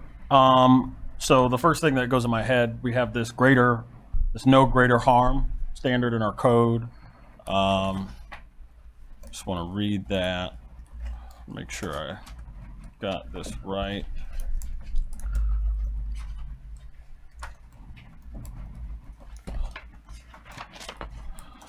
Okay, basically it includes a requirement that the conditional use exactly as proposed will be in harmony with the existing area in harmony with the existing uses in the immediate area, and that clearly no greater harm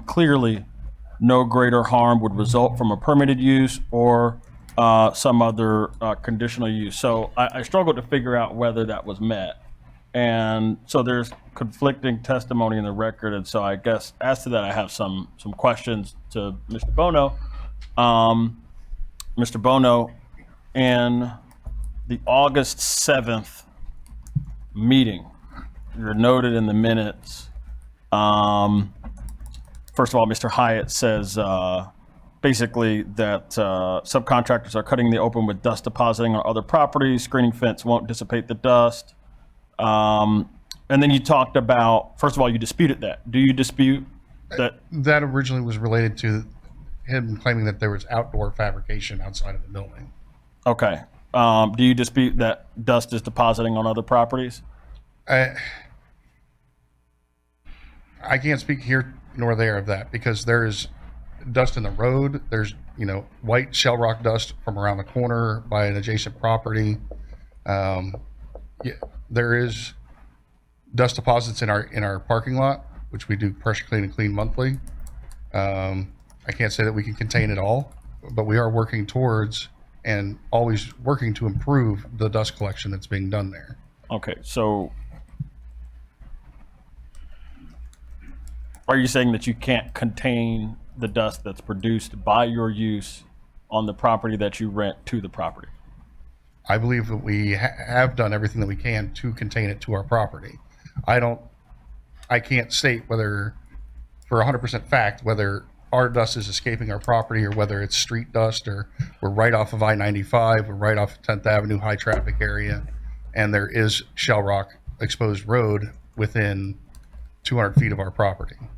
In response to what Mr. Hyatt said, you said that it's impossible to contain all the dust from your activities. After describing the things that you do, you said basically, look, we do all this, but we can't really stop it, right? Is that something, do you agree with what you said? From escaping our building. I don't think it's going past our building. This is, it is a fine dust and powder, but it is sand, basically, at its base root.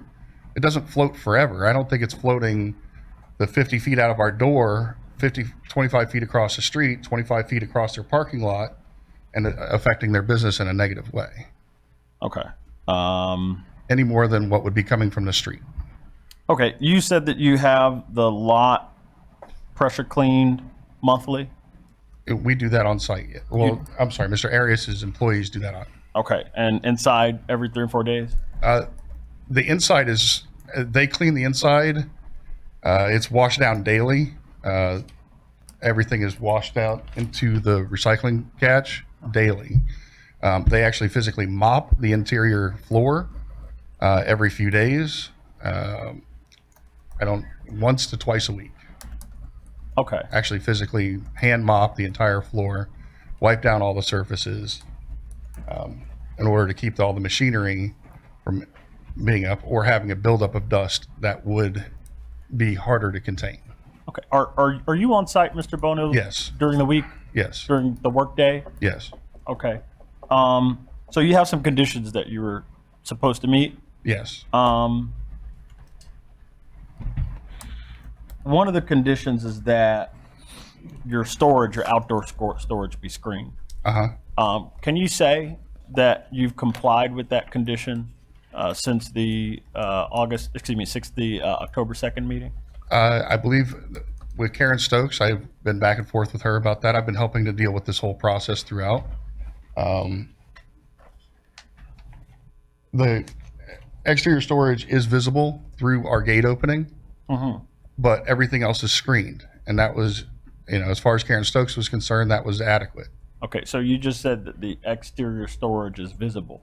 Only when the gates open and only through the gate area. Okay. And can you represent to us basically that during the workday at no time, unless you're receiving a delivery since the October 2nd meeting, that your gate has been closed? I'm sorry, what?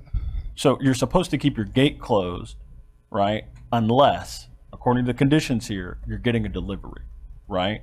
Is that something that you can say you've complied with? I can't say it's been complied with 100%. Okay, thank you. It says all parking spaces are to be located on site. That's condition number 4. Do any of your workers or anyone associated with the site park on the street? Occasionally, yes. Okay. But it was found that street parking was allowable there. Technically, there are no parking signs along there, so we do not restrict on-street parking in that area. Okay. The wet curtains are to be maintained and replaced, right? As needed. Yes. That's condition number 10. So you have a system that makes the curtains wet? Yes. When do the curtains get wet? If the employees that are inside are going to operate in a way that's going to produce a dust that would escape the building. Is it automatic? Like No, is it they attached to manually- a saw? No, they manually turn it on when they're going to be using one of the dry saws or something that is going to create, a large amount of dust. Okay. And they let it run and get, and then they wash down the screening in order to make sure it gets fully wet. Are the folks who are working in that facility, are they your employees? They're not my employees. They're Mr. Arias's employees. They're Mr. Arias's employees. Mhm. Okay. Who owns Cadasa? Is it you or Mr. Martin Arias. Okay. So Mr. Arias can direct the employees in the. Yes. Okay. So if he's going to comply, he should be directing them to turn on the. Yes. Okay. So how often are they cutting the stone during the day? The large wet saw is almost always running. Almost always. Okay. So that should mean that the curtains are almost always wet. Well, no, that's the large wet saw that's running. Okay. That produces virtually no dust. Okay. So I'm just gonna. That's gallons per minute running on the blade as it's being cut. There's no escaping dust from that. Okay. So how often are they doing things that require the curtains to be wet? It's not even once a day sometimes. Once a day. Or once, even it could be one every other day. It depends on how much material's been cut and whether it is in the polishing process or what stage the material is at and what needs to be done to it. Okay. And again, if the curtains aren't being wet, that means no dust is being produced. Correct. Or all the dust that's being produced is being contained by a wet system. Okay. All right. Okay. And I mean, you acknowledge, and it says here, condition number 11, that all these conditions and requirements are your continuing obligation. That means like you have to do them all the time. You acknowledge that. And in light of that, do you have anything to say about your admitted non-compliance to some of these conditions? The gate is the only thing that I believe that we're not in compliance with and keeping it closed. In addition to that, there was the dumpster, which was also a. Well, the dumpster, I could not get approved because of the appeal. I can't move forward with that until we have a result from this. So you're saying that you can't comply with the conditions until the conditions go into effect? Is that an accurate statement? The conditions were in effect after the planning and zoning hearing. He has been in discussions with Felipe LaFaso of our Public Services Department about the dumpster itself. They did submit into us a revised survey, but I think until such time as a appeal has been decided, they didn't want to spend the money to move the dumpster. I don't want to speak ahead of myself, but my understanding is they wanted to wait to see the appeal is going, because if they're going to stay there, they'll comply and move the dumpster and the fence. If not, then they're going to have to relocate anyway. So they have not complied for that reason. They're waiting for the condition of the appeal. It's my understanding from Felipe. Well, Okay. Yeah, that, and moving forward with that back and forth with Public Works, they're the ones that requested a hold on it until we had a result from this meeting, whether we were going to move forward with completing the permit that was applied for to fence and screen that area. Which was an additional requirement that he required after the conditional use beyond their requirements. The original requirements from the conditional use were that we screen it via landscaping, which could have been just hedging or et cetera, but Mr. LaFaso asked that we actually enclose the area. So you're saying Public Works. So you're trying to move your dumpster or your roll-off within your property lines. Well, within the property lines, but it outside of our overlaps- right-of-way. Well, it overlaps into the right-of-way outside of the street. There's a right-of-way that is between the street and the property line. And that is where we are going to be overlapping, and we are working with Public Works to determine whether we can get a right-of-way permit for that in order to leave it there permanently, or if we need to adjust that. And that is where we are held at in the process. Okay, so that's different from what you said previously. Previously, you said you're trying to move it off the right of way onto your property, and that you couldn't do it because our employees told us that they wouldn't give you the permits that you needed to get your roll off out of our right of way. But what you just said was that you were waiting until this is over to try to get a permit from us to keep the roll off in our right of way, and that if you didn't get the permit, you would then move it out of the right of way. I mean, is that? I'm sorry if there was a misunderstanding there. We cannot finalize what's going to happen with the dumpster, the roll off involving the right of way until we have the result from this hearing. Yeah, I'm trying to get at the why you can't. Because they wouldn't move forward, the city would not move forward with the process until there was a result from this. Okay. I think those are my questions for the applicant and for staff. Right, Commissioner Robinson. Thank you for your honesty and your answers so far. Thank you. At Barnett, you had a operating license at, can I go back to Barnett Drive? You were in operation at Barnett? I had nothing to do with Barnett. Mr. Arias was in operation there, yes. Okay. Was there, you had a license there, no complaints, same conditions, the state? All the same conditions, but no conditional use required because that space was 2,400 square feet. So, okay, so Barnett was, you moved because of? Growth. The space. And you had no complaints there. And parking is, can I jump back and forth between staff and? Sure. So, there's no state inspections required for your operation? No. Either by the dust or any licensing from the state? There's regulations, but nothing that requires an inspection. If somebody files a complaint, then they can come in and do an investigation, but nothing that requires inspection.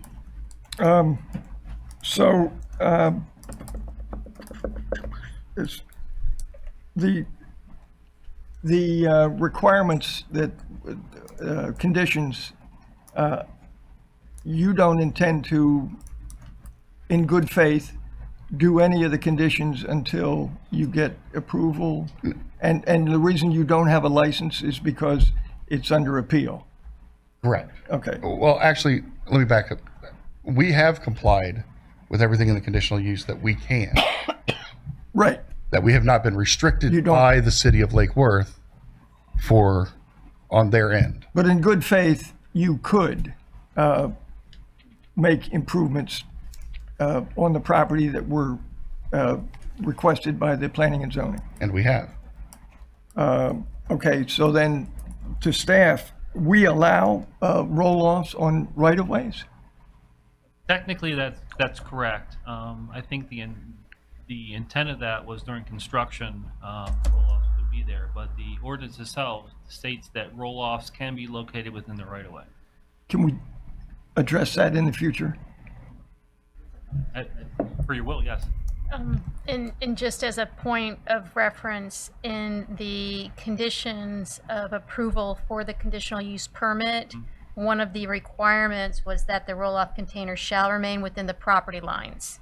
So that is in the permit as it currently exists. But it's in violation. Correct. And that's what I believe what he's trying to explain, the process he's going through. Well, if I was, I don't want to say begging, but asking for a conditional use, and there were conditions put on that, I would comply to the utmost to show good faith of a business. In Lake Worth, we are raising our standards, and if they're ignored or not recognized, as raising our standards, we can be less sympathetic to you. Can you show the pictures of the landscaping and the fencing that exists now, and tell me why That's under my That's another PowerPoint. one. I can bring that up back. why we're accepting the fencing to the road? I'm disappointed that you aren't making every effort to make the curb appeal of your property more appealing. The fence to the street is acceptable? We do not allow fencing within the public right-of-way unless they've been given a revocable permit. So at this currently, no, the fence is not permitted in the public right-of-way. So I'm trying to understand why it's there. It is there because there was a conversation had between me and Mr. LaFosse. Got it. Because it's under appeal. I go back to my good faith efforts on your part to beautify this and to appease your neighbors. The parking that's there and in the property itself on the road is all by code. There is really no parking issue outside the fence. One thing to be clear, when we have a change of use, we do not require additional parking to be put in for the new use. We accept in a change of use that the parking that's available on the site is what is available on the site. If they are doing a site plan amendment, then we do get into additional parking issues. Okay. I'm just disappointed in staff and the applicant for the way it looks now, knowing that this is a conditional use. And that's the landscaping that's going to hide something? No, the screening is what was required on the fencing. Right. The dumpster or the roll-off container is behind that screening. It has been closed by now. And you mentioned landscaping, or staff mentioned landscaping? The original conditional use was approved with the condition of us using landscape screening, which would be hedging or landscape material in order to conceal the dumpster. Right. I'm trying to see, it's pretty easy to see past the landscaping that's there. Well, that came about because of Mr. LaFosse taking over that portion, which was then removed and rescinded from the conditional use. Because there's an appeal, I got us to comply with Public Works in screening it with a fence and enclosure.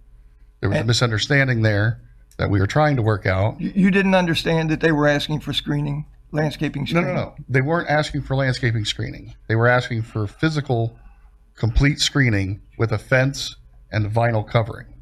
Okay. Which is what we have Madam Mayor, put into place. Just to correct something, and I think there might be some confusion here.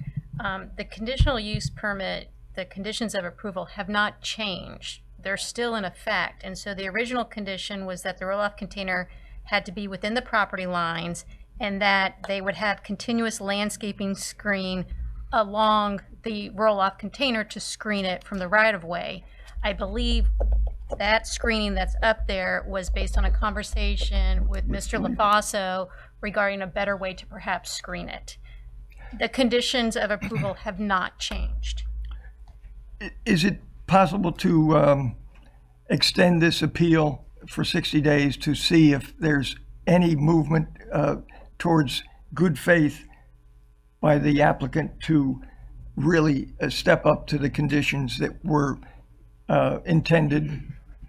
The last communication regarding the fencing and the enclosure for the roll-off container was from the City of Lake Worth City Attorney. I don't know if it is you or somebody in your office, stating that they will not, everything is going to be put on hold until we have a result from the hearing. And again, I'm asking if we can give them 60 days to really meet the intention of the planning and zoning let me try and explain what I'm trying to say, to really affect the intent of planning and zoning's approvals, because I don't see that happening now. And I'm willing to give you the regardless of licensing and all of your efforts in the past, 60 days to continue what I'm going to say is a viable business in an industrial area,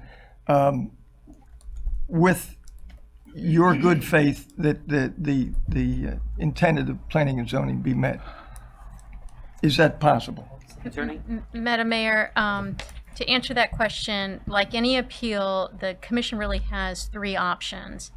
Grant the appeal, deny the appeal, or remand the appeal back to your planning and zoning board with directions of what you want to see addressed. If it was the will of this commission that you remand it back to planning and zoning for further conditions or to provide the applicant further time to come into compliance with the current conditions of approval, that's certainly something that's within your discretion to do. I would note that what we're looking at today is specifically the criteria for granting this type of conditional use permit. So we have to focus on that criteria and look at whether substantial competent evidence exists to either grant, deny their appeal, or remand it back to the planning and zoning to relook at that issue. The property owner is kind of in a state of concern right now because further investments in this property may eventually not allow for them to recover if you grant the appeal and they have to leave this current space. So I think there is some wiggle rooms there with knowing that a condition of approval may require investment in the property. Vice Mayor? Well, Oh, I'm sorry. and I would only ask that, have there been any consequences for no license? Is there a cost involved for no license for a period of time? Yes, to be clear, the case has gone before the special magistrate, and the timeline for the fines to start accruing will begin on February 21st, should they not come into compliance with these conditions. So everything was given time to get through the conditional use process, and then additional time was granted by the special magistrate to get through the appeal process. So they have been through, and should they not comply, fines will start accruing after the 21st. But no consequences for no license?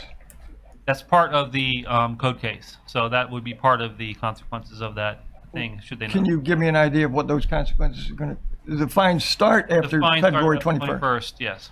But not, we can't retroactive to businesses that are operating without a license? Unless they've already been found in violation of that same violation within the past 5 years, we could find them as a repeat. But when it's your first time of violation of that type of ordinance, it goes through your typical code enforcement process, which they get opportunities to voluntarily comply before the fines will accrue. But you get a license every year, right? You have to renew your license every year. Okay, so they, in effect, have been in violation, 3 years ago.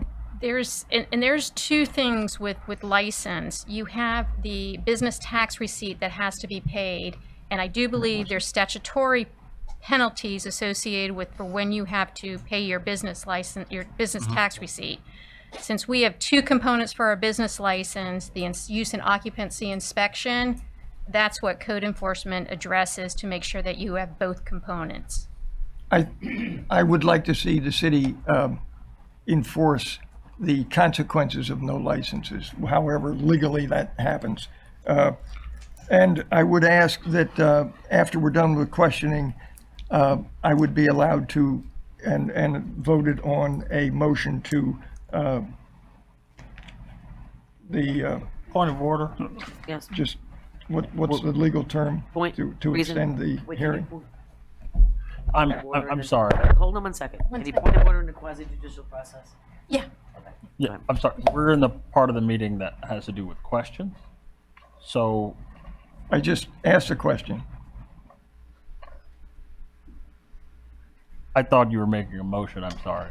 No, I asked the question if I could have the courtesy of a vote of the question of the extent to continue the hearing for 60 days for them to comply in the utmost. You can bring that up. At a later point, yes. Okay. In the meantime, I'd like everyone to be heard from Vice Mayor Pro Tem. Thank you. Thank you. And myself. Yeah. Well, I'm not I going didn't go over 10 minutes. I don't know where to begin. A lot of what I want to say has already been touched on, but just for my own mental health, I'm going to go through these questions myself. First of all, Mr. Bono, what capacity do you say you're representing the business owner? Yes. And you have a business within their space? I work for Integrity First Construction Group, which is licensed contractor. That's in that space. I want to understand this. There's two businesses operating out of the same space? Yes. Do they both have business licenses? Integrity First has a business license. Cadasta Inc. has applied for, but is waiting for the Okay, result so of the this. construction entity, how long have they had their business license? March, I believe, this year. You just got March of one. last year. How long have you been in that building? Since about March of last year. Okay, so you just moved in? Yes. Okay. So when you moved in, you got a license for the construction company? Yes. Okay. And did that license speak to so many square feet for the construction company? Yeah, it's just for the office area. Just for the office area. So the rest of the space was not under owner or under lease or anything by your owner, is that correct? I'm very confused now. Okay, City, could you put the timeline back up there?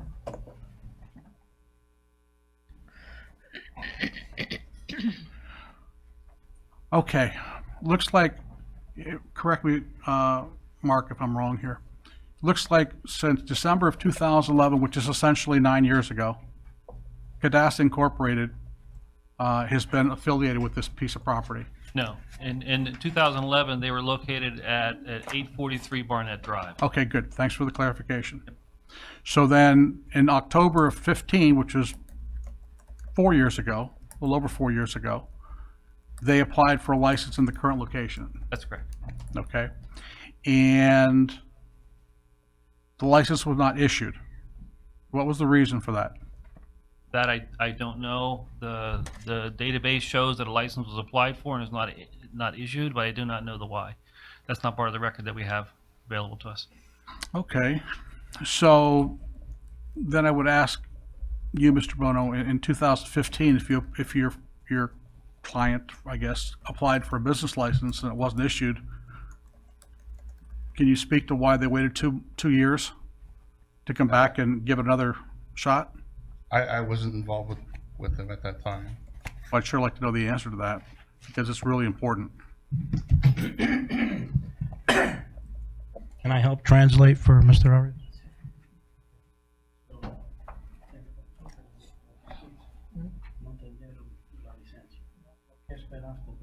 No, lo que pasó es que yo pasé por tenía que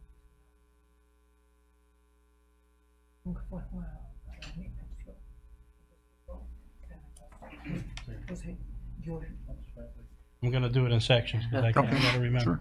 sure. So basically, he said, I mean, it looks like 2 years, but when he applied in 2015, there was an ongoing process. They were supposed to come out and inspect.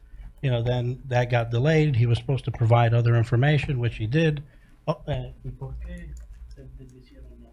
no, nunca me dijeron no, sino que no aceptaron, digamos, un meeting. Entonces no te proponen ni te mueven meeting. Entonces, en el 2019, yo insistimos, ya lo digo, entonces con fuerza con él. Okay, so basically, I mean, obviously, there's a language barrier, and he tried doing this properly because he has been in that same IPOC on Barnett since, 2011. So he's been in that area for 9 years. So he's got license issued in 2011, 2013. When he moved over, obviously, he tried to do the right thing, applying for his business license. Due to some inspections and things that they were supposed to come out, got delayed. Of course, he's obviously still doing business. It time lapsed, apparently, so they did not issue that license. He went back in 2017 to try to do it again. And then finally, when we came along, he really asked me to try to help him get through this process because, you know, he doesn't want to be in that area doing business when he's not supposed to be. You know, so I think it shows that he continued to try to get through the process. Until we were there to help him, you know, this would never happen.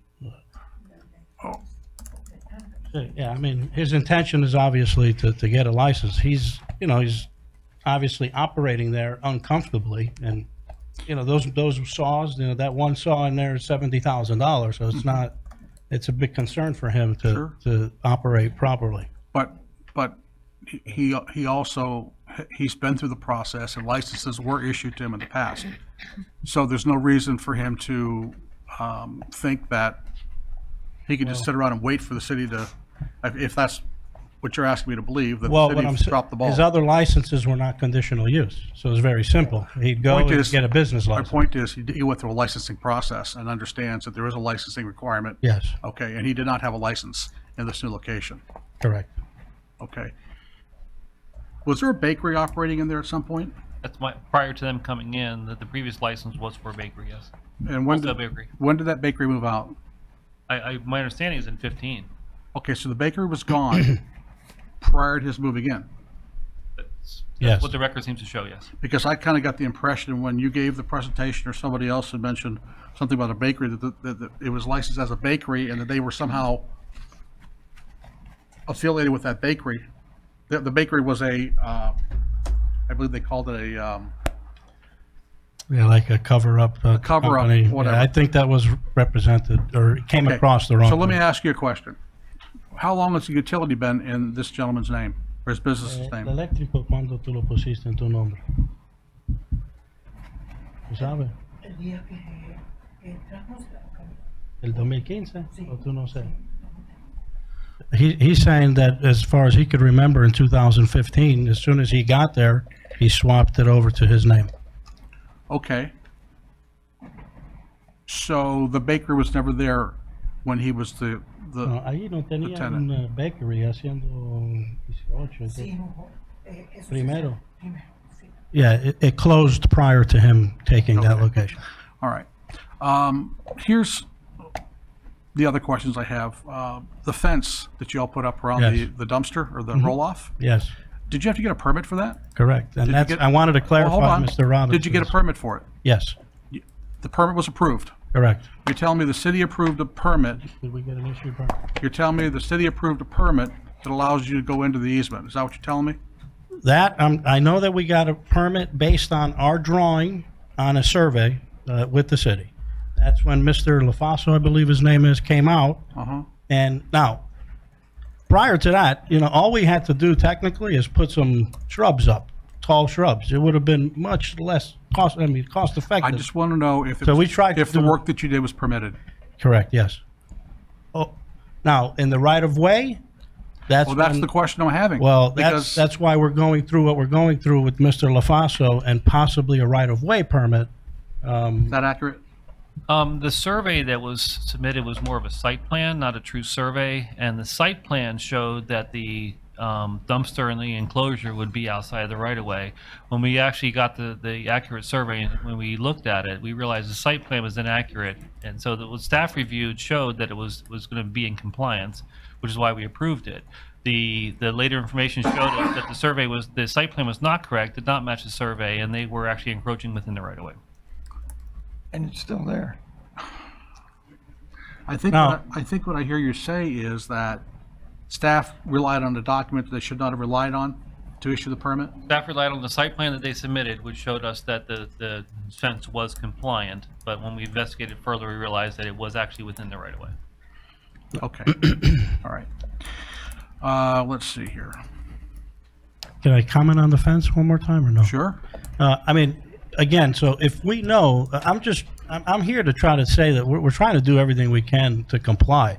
So it would be simple for us if we knew that to move our gate 2 feet back and move our fence enclosure for the dumpster 2 feet back. Sir, I'm And we're in our, I'm kind of beyond that point. Yeah. Here's where I'm looking. I'm looking at the totality Yes. of this situation, and I'm looking at the fact that there are still existing code violations. The fence is still out of compliance, and the business license is still not compliant yet. Are there any other code violations? Not that I know of, no. Okay. you know, I have a real tough time wanting to support your efforts when it looks to me like you really haven't played by the rules. Okay? And it just seems to me that while I certainly respect and appreciate the work of our volunteer board, Yeah. I'm really not, I wasn't at the meeting. I don't understand why they would have moved like this, but that's okay. We're going to sort this out tonight. It just seems to me that there's just too many things here that cause me concern. First of all, and I don't know if I can get away with making this statement, but I've had grout removed in my home. Yes. And I have closed the doors and opened the windows from other rooms. And when the work was done, there was dust in every single room, every nook and every cranny Sure. in the house. That happens with all construction. Exactly. And as I mentioned earlier, prior to the hearing, I'd been on the site. Well, I'm sorry, point of order. Yeah. Are we allowed to, I've been on the site too. You all made that comment earlier. It said that you were. Am I allowed to? Well, Complain at about this your point right bathroom? now, we're No. asking questions. If we're going to start deliberating over No, your I- decision. That's part, yeah, for our Okay, that's fine. deliberation. That's Go fine. ahead.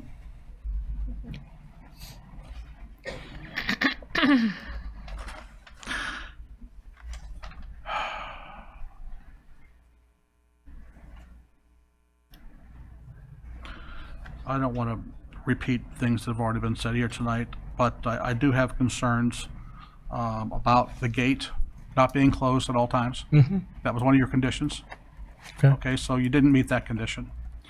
I also agree that for a conditional use, the impact should be no greater than the impact made by your neighbors. And I don't believe that that's the case here. I think you are making a greater impact than what your neighbors currently. There's no, yeah, you're not giving a summary as to what you agree or not. We're going to deliberate So, ourselves okay, after that. Do that's you have any fine. questions? No, for I think. Question. Okay, I think that's pretty much it, and there will be no yes vote for me to extend this. okay. I have a couple. Oh, can I- sorry, I'm bad. My bad. Thanks. Yeah. I know a little bit about your business. My husband was in the business for a very long time. Yes. Question number one. Did you use wet saws all the time, or did you purchase wet saws after, just because of the problem and complaints about the dust? We purchased them after to help remediate the problem. Okay. And So, now we're using those to okay. continue to try to comply. And once again, that's the hand equipment, not the. Yeah, the wet saw was always always there. the big- Right, the right. big saw is always wet and no dust. Right, but We you didn't have the small decided one. to spend, Polishing was always done. with Right. it. It was just the small hand cutting and final trimming that was done with dry saws.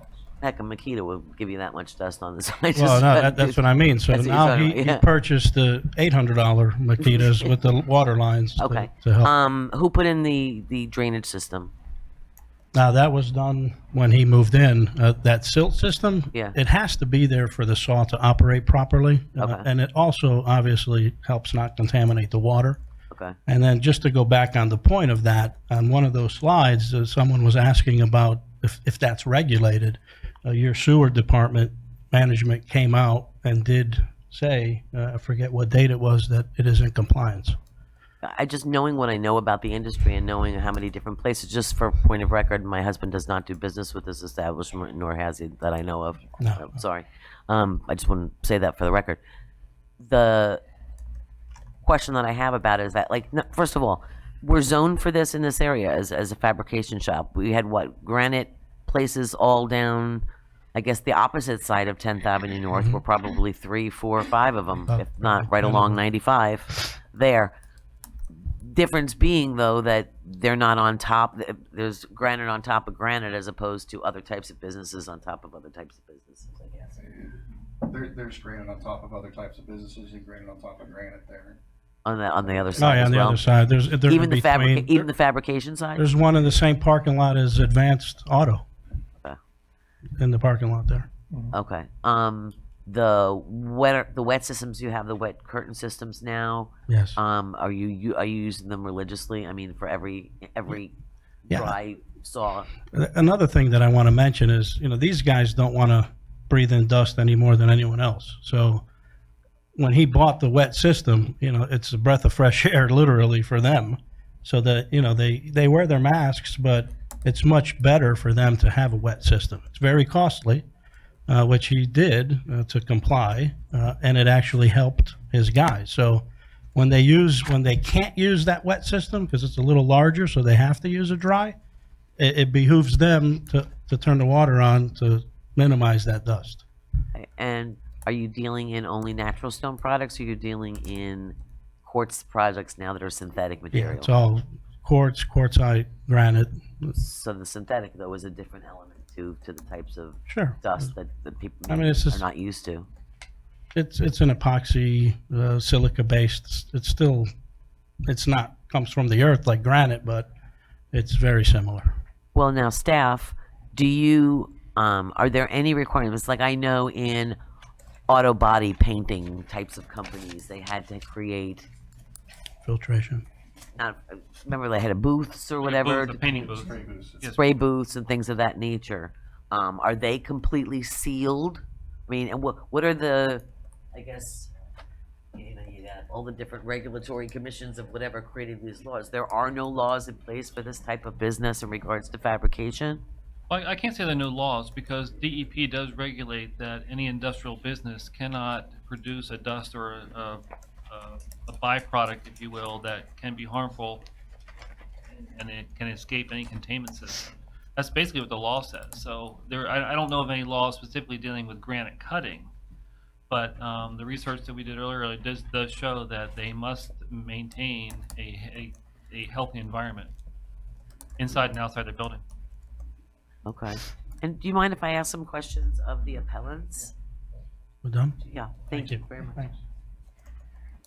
And Madam Mayor, just for the record, in the conditions of approval, it does cite to the fact that they have to comply with the city's discharge standards for water sewer, and that there's a Florida Administrative Code provision dealing with general pollutant emissions that they also have to comply with. But they didn't have a license. So what would trigger the inspection? Well, this is in their conditions of approval, which were granted at the time that they didn't have the business license. So assuming that if the appeal gets denied and they can operate under the conditions of approval, they will have to abide by both of those provisions. Okay. And I just wanted to ask the appellant, when did this new system come into place?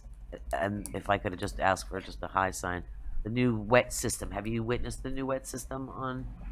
No, I just witnessed the constant dust pouring out of there like a tornado. And it hasn't. No. I don't know if I can ask the question. If it's changed since they switched to a wet system. No, because what they've switched to, because we're on to them now, they've switched to every day in the afternoon, they open all the wet curtains up and they blow all the shit out into the air everywhere, and it goes all the way down for an hour solid. And then at nighttime, they're all coming in day and night. You know, the whoever the qualifier is for this company has said under testimony on the last hearing that they're doing $2.5 million worth of grant work a year. So I would assume if they're doing $2.5 million worth, that they would have some of these systems in place. It's not got any better, because there was another wildcat operation. We worked with code enforcement across the street, and when they fled to Riviera Beach, all of their little clientele, the 50 unlicensed people, now come there. I mean, it's a constant flow of pickup trucks, granite turned over in the back of the truck, cut out front, slurry running down the road. We have a parking lot down the end where about 150 school kids come and congregate for the school, for their parents to pick them up. And when they crank that blower up to blow that stuff out of there, it's just like a white cloud going down there.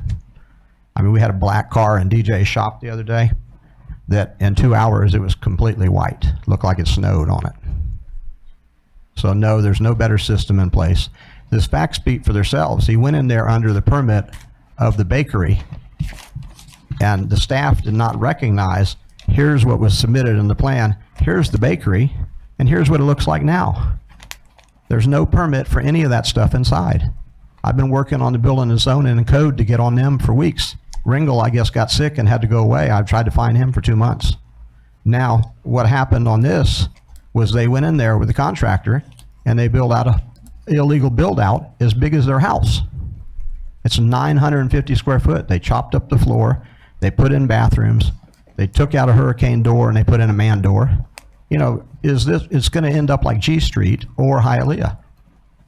Now, the other thing that I think is... Mr. Hyatt, let me interrupt you because you've had your opportunity for a presentation. They can This ask is, some questions then. she can ask, it's the mayor's opportunity to ask questions. Yeah, I'm good with questions. Do you have any questions? Yeah, I have some questions of the applicant. That's So, No.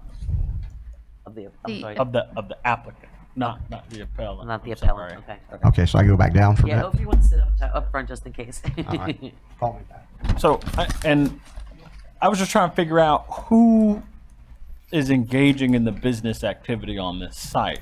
And as we heard from folks, it got more and more complicated. So the applicant is Cadasa. Correct. And you said that all the people who work there work for Cadasa. Correct. But you said, oh, well, but I'm sorry, but that was what you said when I asked it earlier. The employees that Hold on, are doing the work. Hold on a second. Yes. Okay, but that was what you said, Mr. Bono, earlier when I said, who do the employees there work for? Right? You said for Cadasa. Yeah. Okay. With the exception of myself. Okay. Now, what is your relationship to Cadasa? They asked my boss to get involved in helping them to get through the business licensing process because they did not understand what was needed in order to get a conditional use application. Okay, so hold on a second. Mr. Arias asked your boss for you to get involved. That's me. you. Okay, so you also work for Integrity First Myself, Construction. Okay, so let me get this straight. Have we heard from the applicant tonight?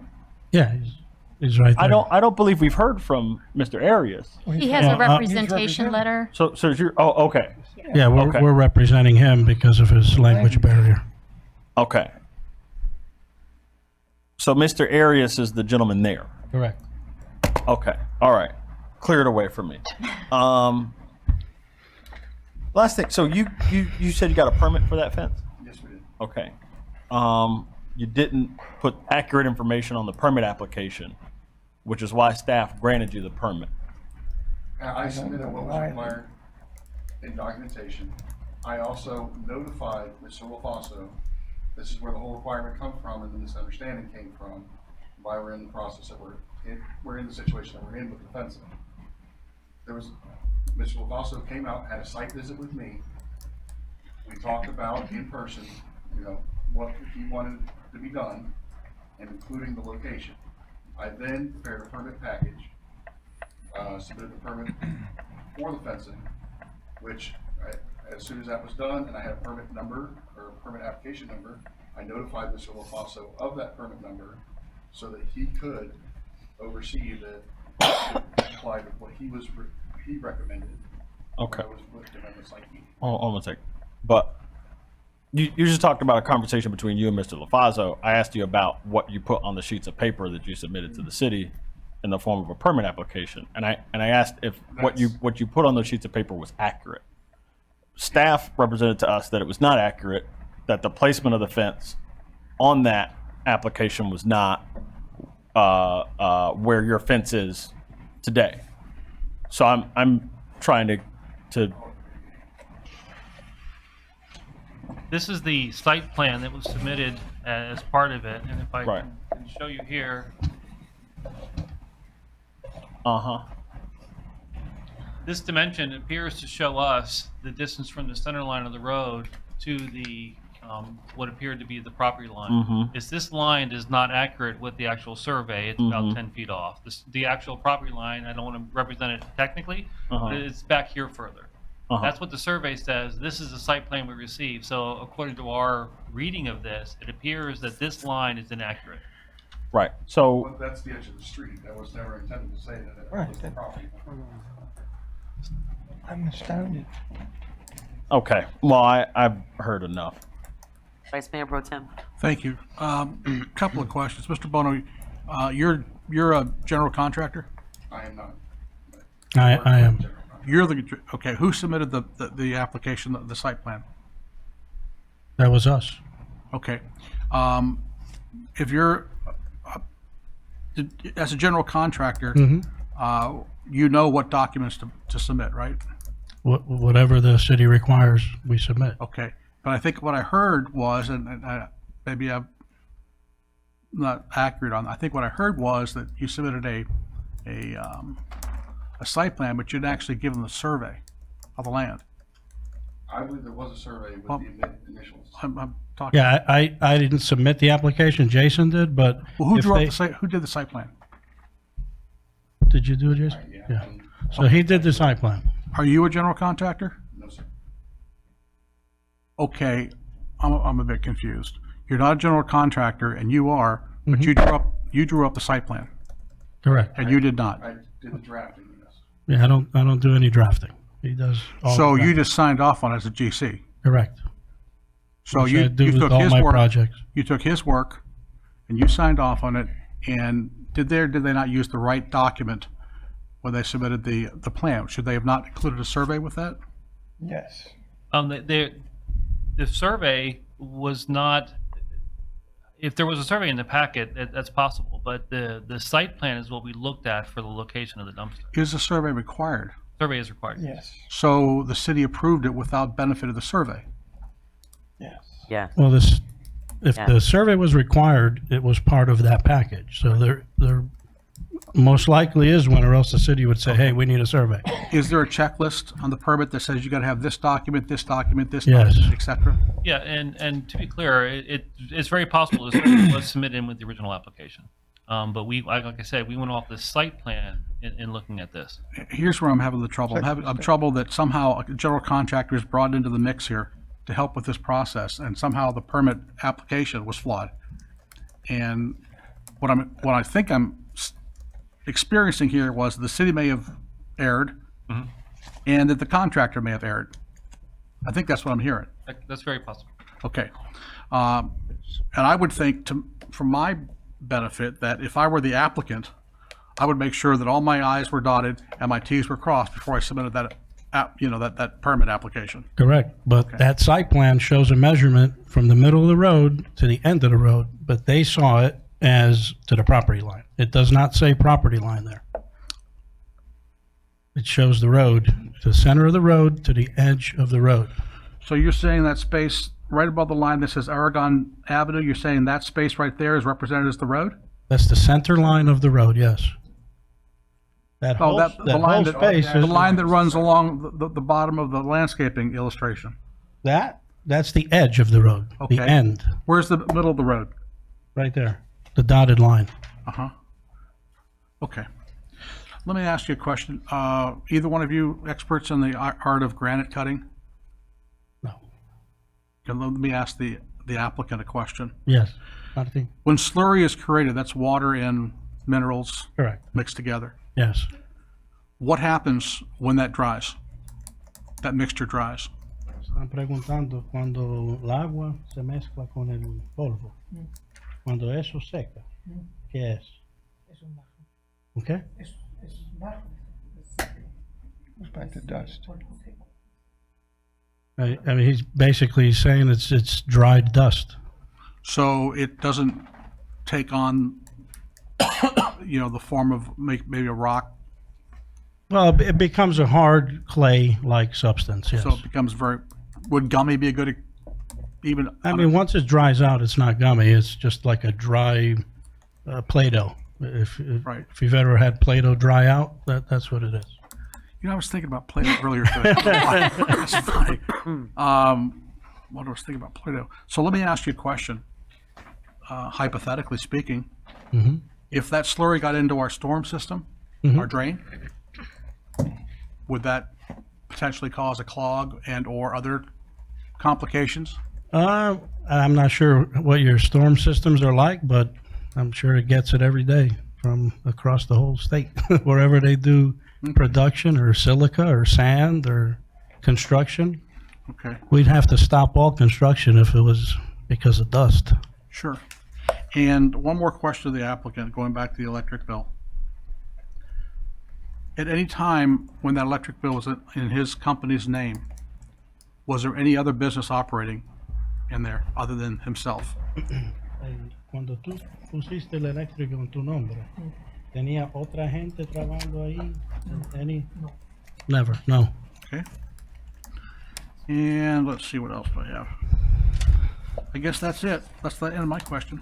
Okay, now, a lot of fabrication shops, they would bring in a GC because they can't install, and they can't sell, and they can't, right, do installations of jobs without a GC license. Mhm. So it's not uncommon for a GC and a fabricator or sales component would be teamed up to do those kind of things. Right. Did you do the build out of that property with permits or not? I didn't do any of the build out in that property. Period. Inside that property. Period. I didn't do anything. I was part of that when I got the business license for there is when I started working in there. I only have 2 desks in there. It's just for my office and my accountant. I don't do any work out of there, and it's only been since March of last year. So what was the appellant had mentioned? He started in 2015, so I don't know. And their testimony here where the building was built out with that license. I don't know, and maybe Mark can elaborate on that. In 2010, there was an application for a build out of the internal space to the configuration it is now, and that was approved by the city to create that in space. I would say that was from for the bakery. Just based on my personal experiences in fabrication shops, and I've been to many in my life, normally go up and down Georgia Avenue, go up and down in West Palm Beach off of Dixie Highway, like I said, on 10th Avenue North. Most places there's a lot of dust, and that's part of the general part of the job. Is it right? Is it wrong? That's something, that needs to be And we regulated. don't do any outside Well, fabrication. hold on. I'm not. I think you did because I work in that spot, and I work right on the opposite side of you, off of my building. My private office is on the other side, and I see dust up there quite frequently. That's my personal opinion. I Right. don't know if that matters in this, but it's my personal observation. But I've also seen dust up and down Georgia Avenue. I've seen dust up and down 10th Avenue. Usually a part of the industry is that. Do I think that you've taken the accurate steps to alleviate the situation based upon your neighbors and people in the area is the question. I know you've spent a lot of money. Those gates aren't cheap. That green stuff you put on them, whether you like it or not. Okay. All right. Thank you. I'm done. Okay. So no more questions for the applicant, the appellant, or the city staff. I have one short one. One more question? It's a question. Okay. For the appellant, Mr. Glazier, you were absent. As a member of P&Z, you were absent. He's part of public comment. Yeah. Okay, The questions are for Only the 3. okay. So I can't ask him any questions? As a P&Z member, okay. Madam Mayor, now would be the time for you to have discussions, deliberations, make a motion. I still have one more question. Okay, sorry. Staff, actually. My question is of staff, which is to say that if, for many of the factors that were brought here today, and I guess this is for the city attorney too, would we have to readjust all of the same types of businesses based on the findings of today in either direction? No, I think this applies to this specific case. Right, Okay. and as the basis is a conditional use permit, so you are specifically singling out this use on this property to determine whether it meets the criteria set forth in the code for this conditional approval. So it's not like other entities that may be permitted by right. They don't have to meet all of these conditions of approval. But where this property is, the size of it requires you to look at the conditions of approval and make sure that there's substantial competent evidence that they meet all of the criteria and have satisfied it.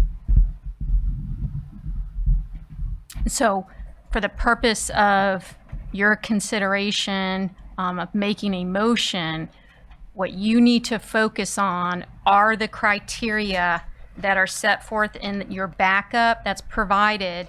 And if you specifically go to page 4, which is the September 25th, 2019 agenda memo to the Planning and Zoning Board. It's sort of just stuck in the middle of all the backup, but What- if it's in colored paper What with the is it? city of Lake Worth Beach. What was the date? I'm sorry. It's the September 25th, 2019 hearing date before the Planning and Zoning Board. It's staff's memo for that hearing. That's the memo date. The actual hearing date was October. I'm sorry. If you go to page 4. Page 4 where? This is, we don't It- go for it, right? Of the October 2nd staff report. The top of the letter is dated Right, September correct. 25th. It's the October 2nd staff report, page 4 of that report. In your tabs, the staff report for the 10/2/19 hearing. That's the Was yours front tabbed? page. No. Okay. Would that be near the minutes for that meeting? Yes, before the minutes. Right before the minutes? Right before the minutes is the PowerPoint, right before the PowerPoint is that staff report. So the reason I'm pointing that out is starting on page 4, city staff has set forth the criteria. You give us page 2. Right, so you could find it in your backup. You don't have it in your backup? That's what I was. Not tabbed, but Yeah, it's hard to tell when one document begins and another one.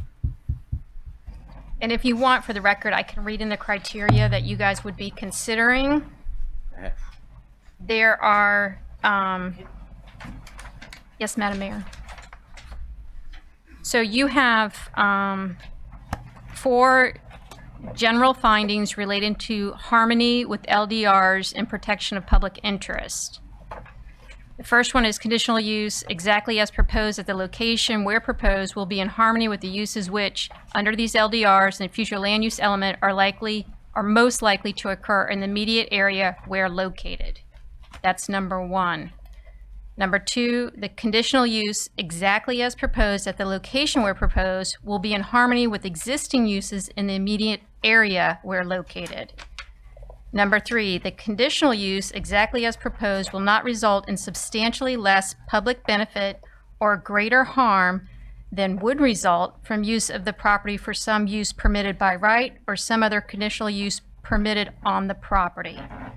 The final one, the conditional use exactly as proposed will not result in more intensive development in advance of when such development is approved by the future land use element of the comprehensive plan. Those are the first, I'll pass it down, the first 4, oh wait, let me pull this real quick. Well, we have them. First 4 criteria for your consideration. After that, there's 8 more criteria for you to look at. The reason I'm pointing this out, and I don't know if you found it in your packet yet, is you are specifically looking at whether before the P&Z board, substantial competent evidence was presented to satisfy each and every criteria. And if you've determined based on your review of the record, the presentations you've heard tonight, that substantial competent evidence did not exist, then you should grant the appeal. If you find that substantial competent evidence did exist for all these criteria, you should deny the appeal.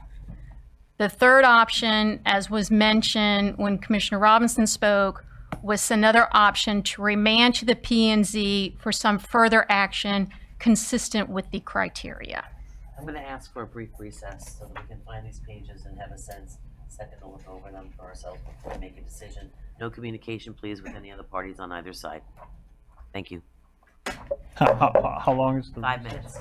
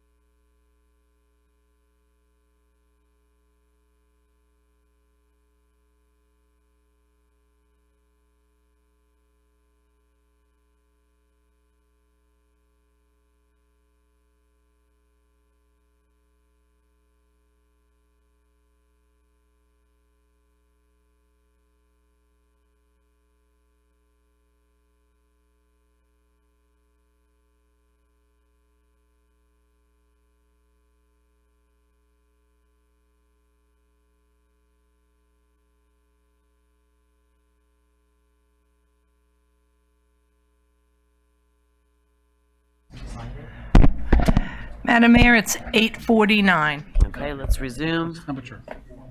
Temperature is 53 degrees. Time and temperature. Okay, Vice Mayor Pro Tem, did you have a question? Your light's on? No, if we're done with the questioning, I thought maybe. Commissioner Hardy, did you have a question for anybody else before we? I had a question. I just was going to make a motion if Okay, we're sure. onto that. Well, I want to make a motion. It's all right. Well, we'll see if my motion agrees with the commissioner. I doubt it. I would like to make a motion to grant the appeal on the grounds that the conditional use exactly as proposed will result in greater harm than would result from use of the property from some use permitted by right or some other conditional use permitted on the property. I have to provide reasons according to our code and the law. And basically, they have to show evidence that their use exactly as proposed won't cause greater harm. I didn't find that in the record. I found evidence to the contrary. And in the record, there's a bit of a back and forth between Mr. Hyatt and who's the appellant and the applicant. And this was in the August 7th meeting. Mr. Hyatt said screening won't dissipate the dust and that there's dust outside on the road near the drain. Staff showed us pictures of dust on the road and the drain. That's greater harm than would exist from any use permitted by right. Dust running out into the street, dust running out into the drain. The applicant himself said that despite his best efforts, and I'm just quoting him from the minutes, he said it's impossible to contain all the dust. And so just on those grounds alone, I'm going to move to grant the appeal. Second. Can I have comments? Second, you have a comment? Sure. Madam Attorney, am I allowed to enter into the record my observations when I visited the site, or is that not relevant?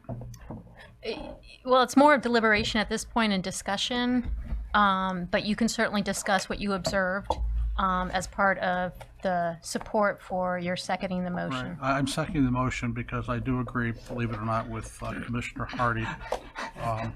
Actually, you might have done an okay job of laying it out there for us. It's pretty easy to understand. I'll try. Esquire. Point of order. But, my observation was twofold. The two things that really jumped out at me. This is before I even have a conversation about how I feel about people that come and do business in our city without the licenses and then turn around and come out and ask for forgiveness and expect forgiveness. I don't really want to go there. But I will tell you that I did observe a lot of dust. Everywhere I turned, I saw dust on vehicles, on their own fence.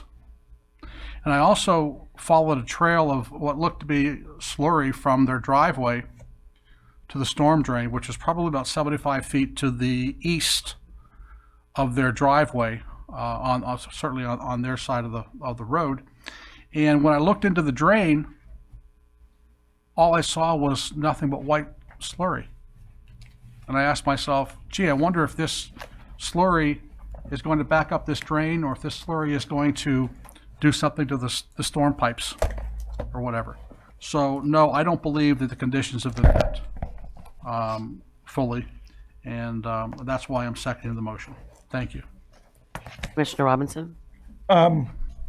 I agree with my fellow commissioners so far, and I think I just want to state that the actions of the applicant were the biggest detriment to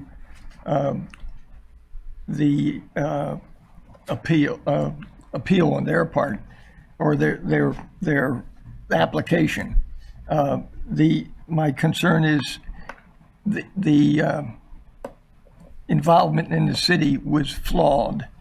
And I'm astounded at some of the decisions that the city departments have made in terms of moving this to this point.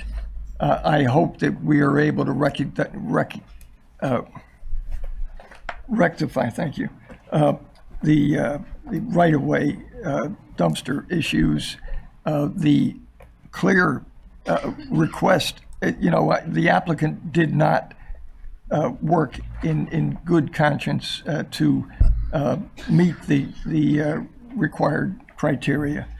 And it's unfortunate that businesses will be affected. It's clear that the other affected businesses presented a arguable case enough to accept the appeal. Madam Mayor, 1 second, just for the record, Commissioner Robinson, but do you agree with the motion regarding that they failed to provide substantial competent evidence to meet the criteria as stated by Commissioner Hardy? Yes. I would have to agree with that, but I also want to say that I think that there's been issues between communication between both the applicant and the city. I think that we have to tighten our regulations on these types of facilities, and also being so familiar with these types of businesses and operations. I do think, and I do want to state on behalf of the applicant, that I think that they did and took steps to try to improve them more than probably most businesses of that kind would have ever done. And while I appreciate that, I have to go by the letter of the law, which is what I asked to review, improving it and through the permitting process. And unfortunately, I'm in favor of what my fellow commissioners say based on the law that was brought before me. But I don't want that to be something that we say that we're in business, you know what I mean? And these types of decisions are not easy to make because we want everyone to feel and be able to operate a business here and more businesses to come here. And I don't want that to be a deterrent. I hope that you would consider going to another area that was approved, and I would hope that staff would help you expedite the process to do something like that. Yeah, I'll just say, we've been talking about the applicant, and we didn't hear from the applicant tonight because there are some language barriers, which are fine. What I'll say though is that there definitely were some breakdowns in communication or us following some of our procedures throughout this episode. What I'll also say is that it appears to be either a breakdown in communication between the applicant, Mr. Arias, and his representatives, the GC, or just a complete disregard for our rules and regulations and ordinances on the part of the GC. And ultimately, that responsibility rests with the applicant. But in this case, I found it to be conjunctive because the GC is the person who's supposedly doing all this work. We got work being done without permits, things being misrepresented on documents being given to city staff. We have if the GC is the one who's operating this sort of thing every day. I can tell you what I observed. That condition about keeping the gate closed, unless there were deliveries there, that wasn't met. And frankly, when I went up there, you have 3 bays.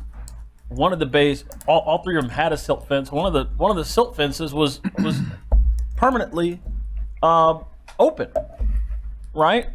And I don't know when the last time there was water on those silt fences, because I was on those silt, on those wet curtains, because they weren't wet. They weren't close to being wet, frankly, when I was there, and there was dust covering the ground of the lot. And you can't tell me that when rainwater hits that lot, that dust isn't going out into the street. Staff documented that.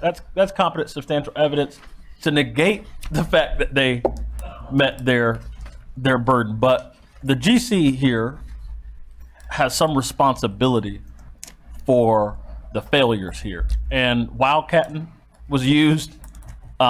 you know, you can say you had a cowboy cavalier attitude, wildcat, and however you say it, there was just complete disregard, and that needs. I just need that to be in the record because you put your name on documents here in the city that just weren't legit, and you have to follow our rules, and you know we're not obliged, especially when you don't meet our standards, to give you special permission to do something that's going to harm folks in the area, and that's exactly what it does.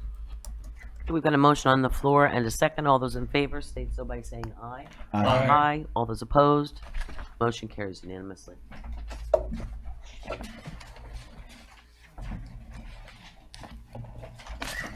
And we're going to move on to the mid was moved to item A.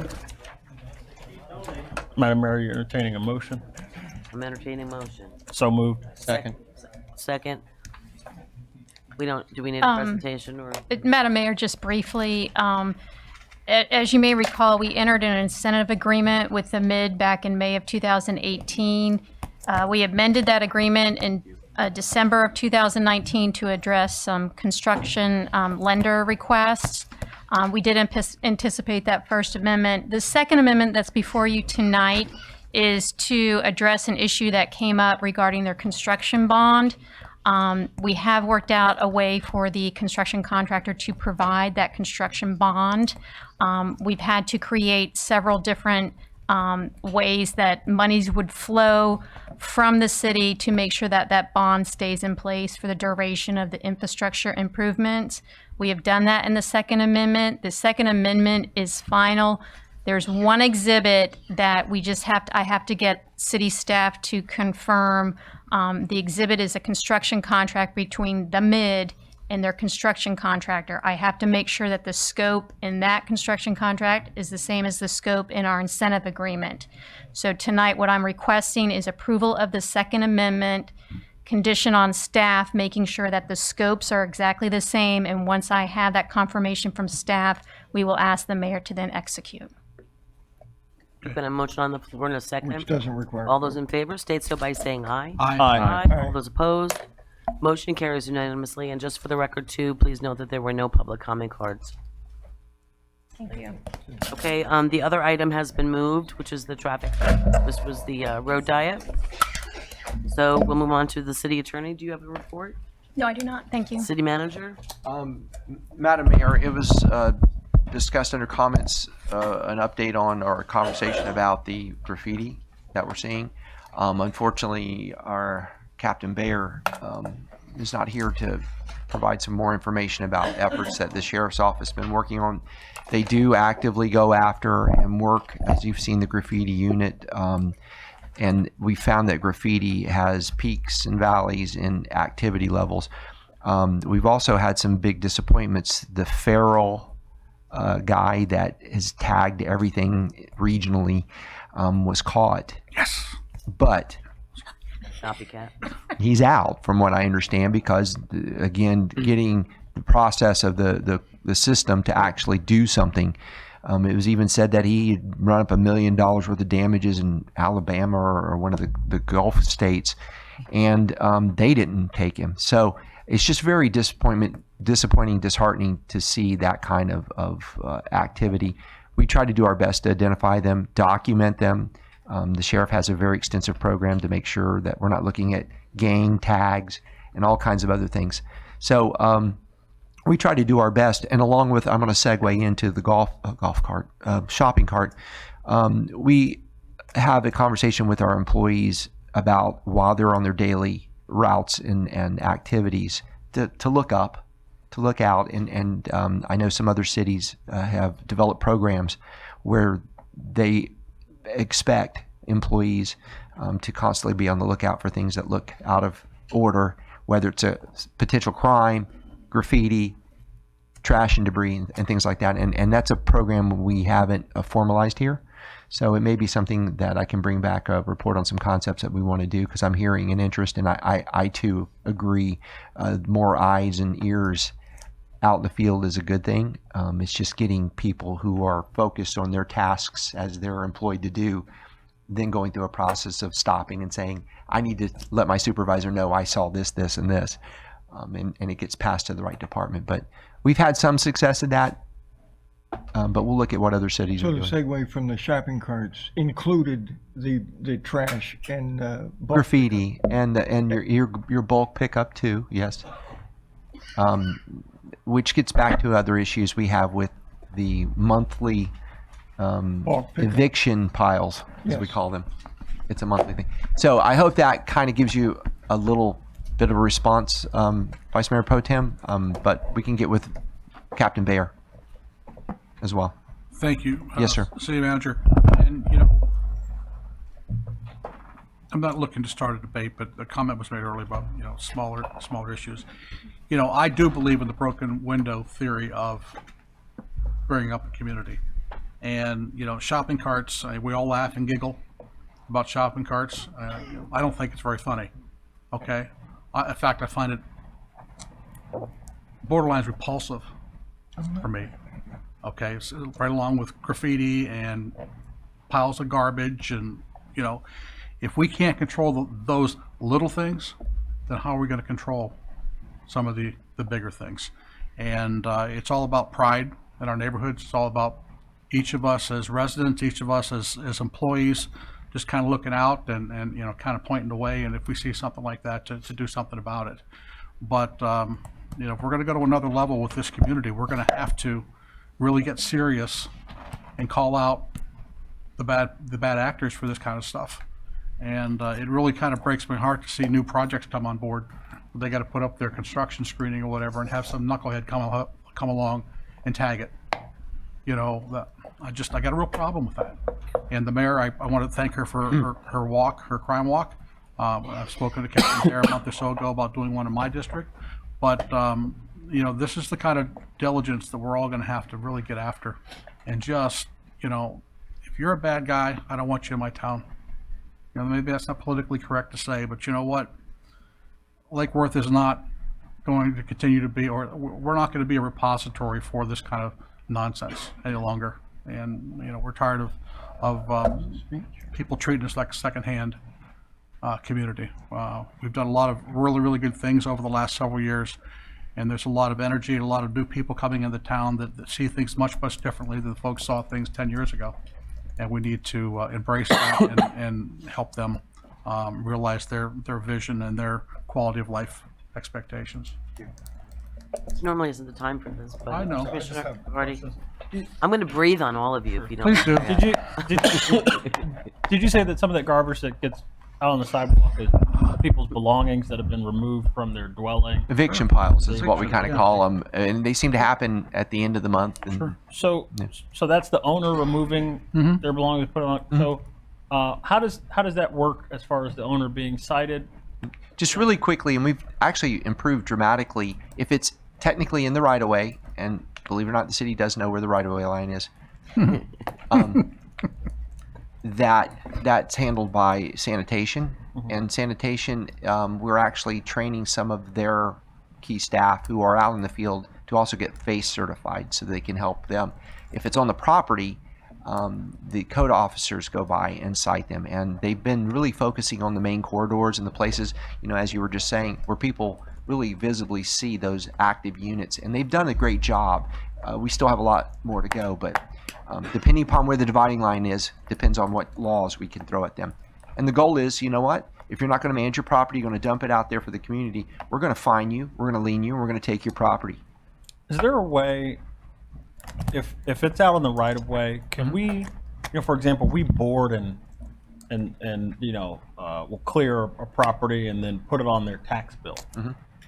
Can we, if they're putting stuff out on the right of way and we know, for example, it's connected with an eviction, can we put it in storage and send them a bill? So that way the person doesn't have their belongings discarded, and if it's the owner who's responsible for that being out of there, maybe we can investigate that. But that's my thought. Yeah, that's a little more confusing, but if it's in the right of way, generally the community is more insistent that we get it off there and move it. We can get it off and put it in a storage and send the owner. You leave it there for a pellet, it gets picked over pretty good, so the good stuff's already gone. All right, I'll entertain a motion to adjourn. Second. Only All those in favor? promise to get better. All those in favor? Aye. Aye. Good Thank night, you. everyone. Thank you, thank you, thank you. Thank you, Mayor Commissioners. Feel better.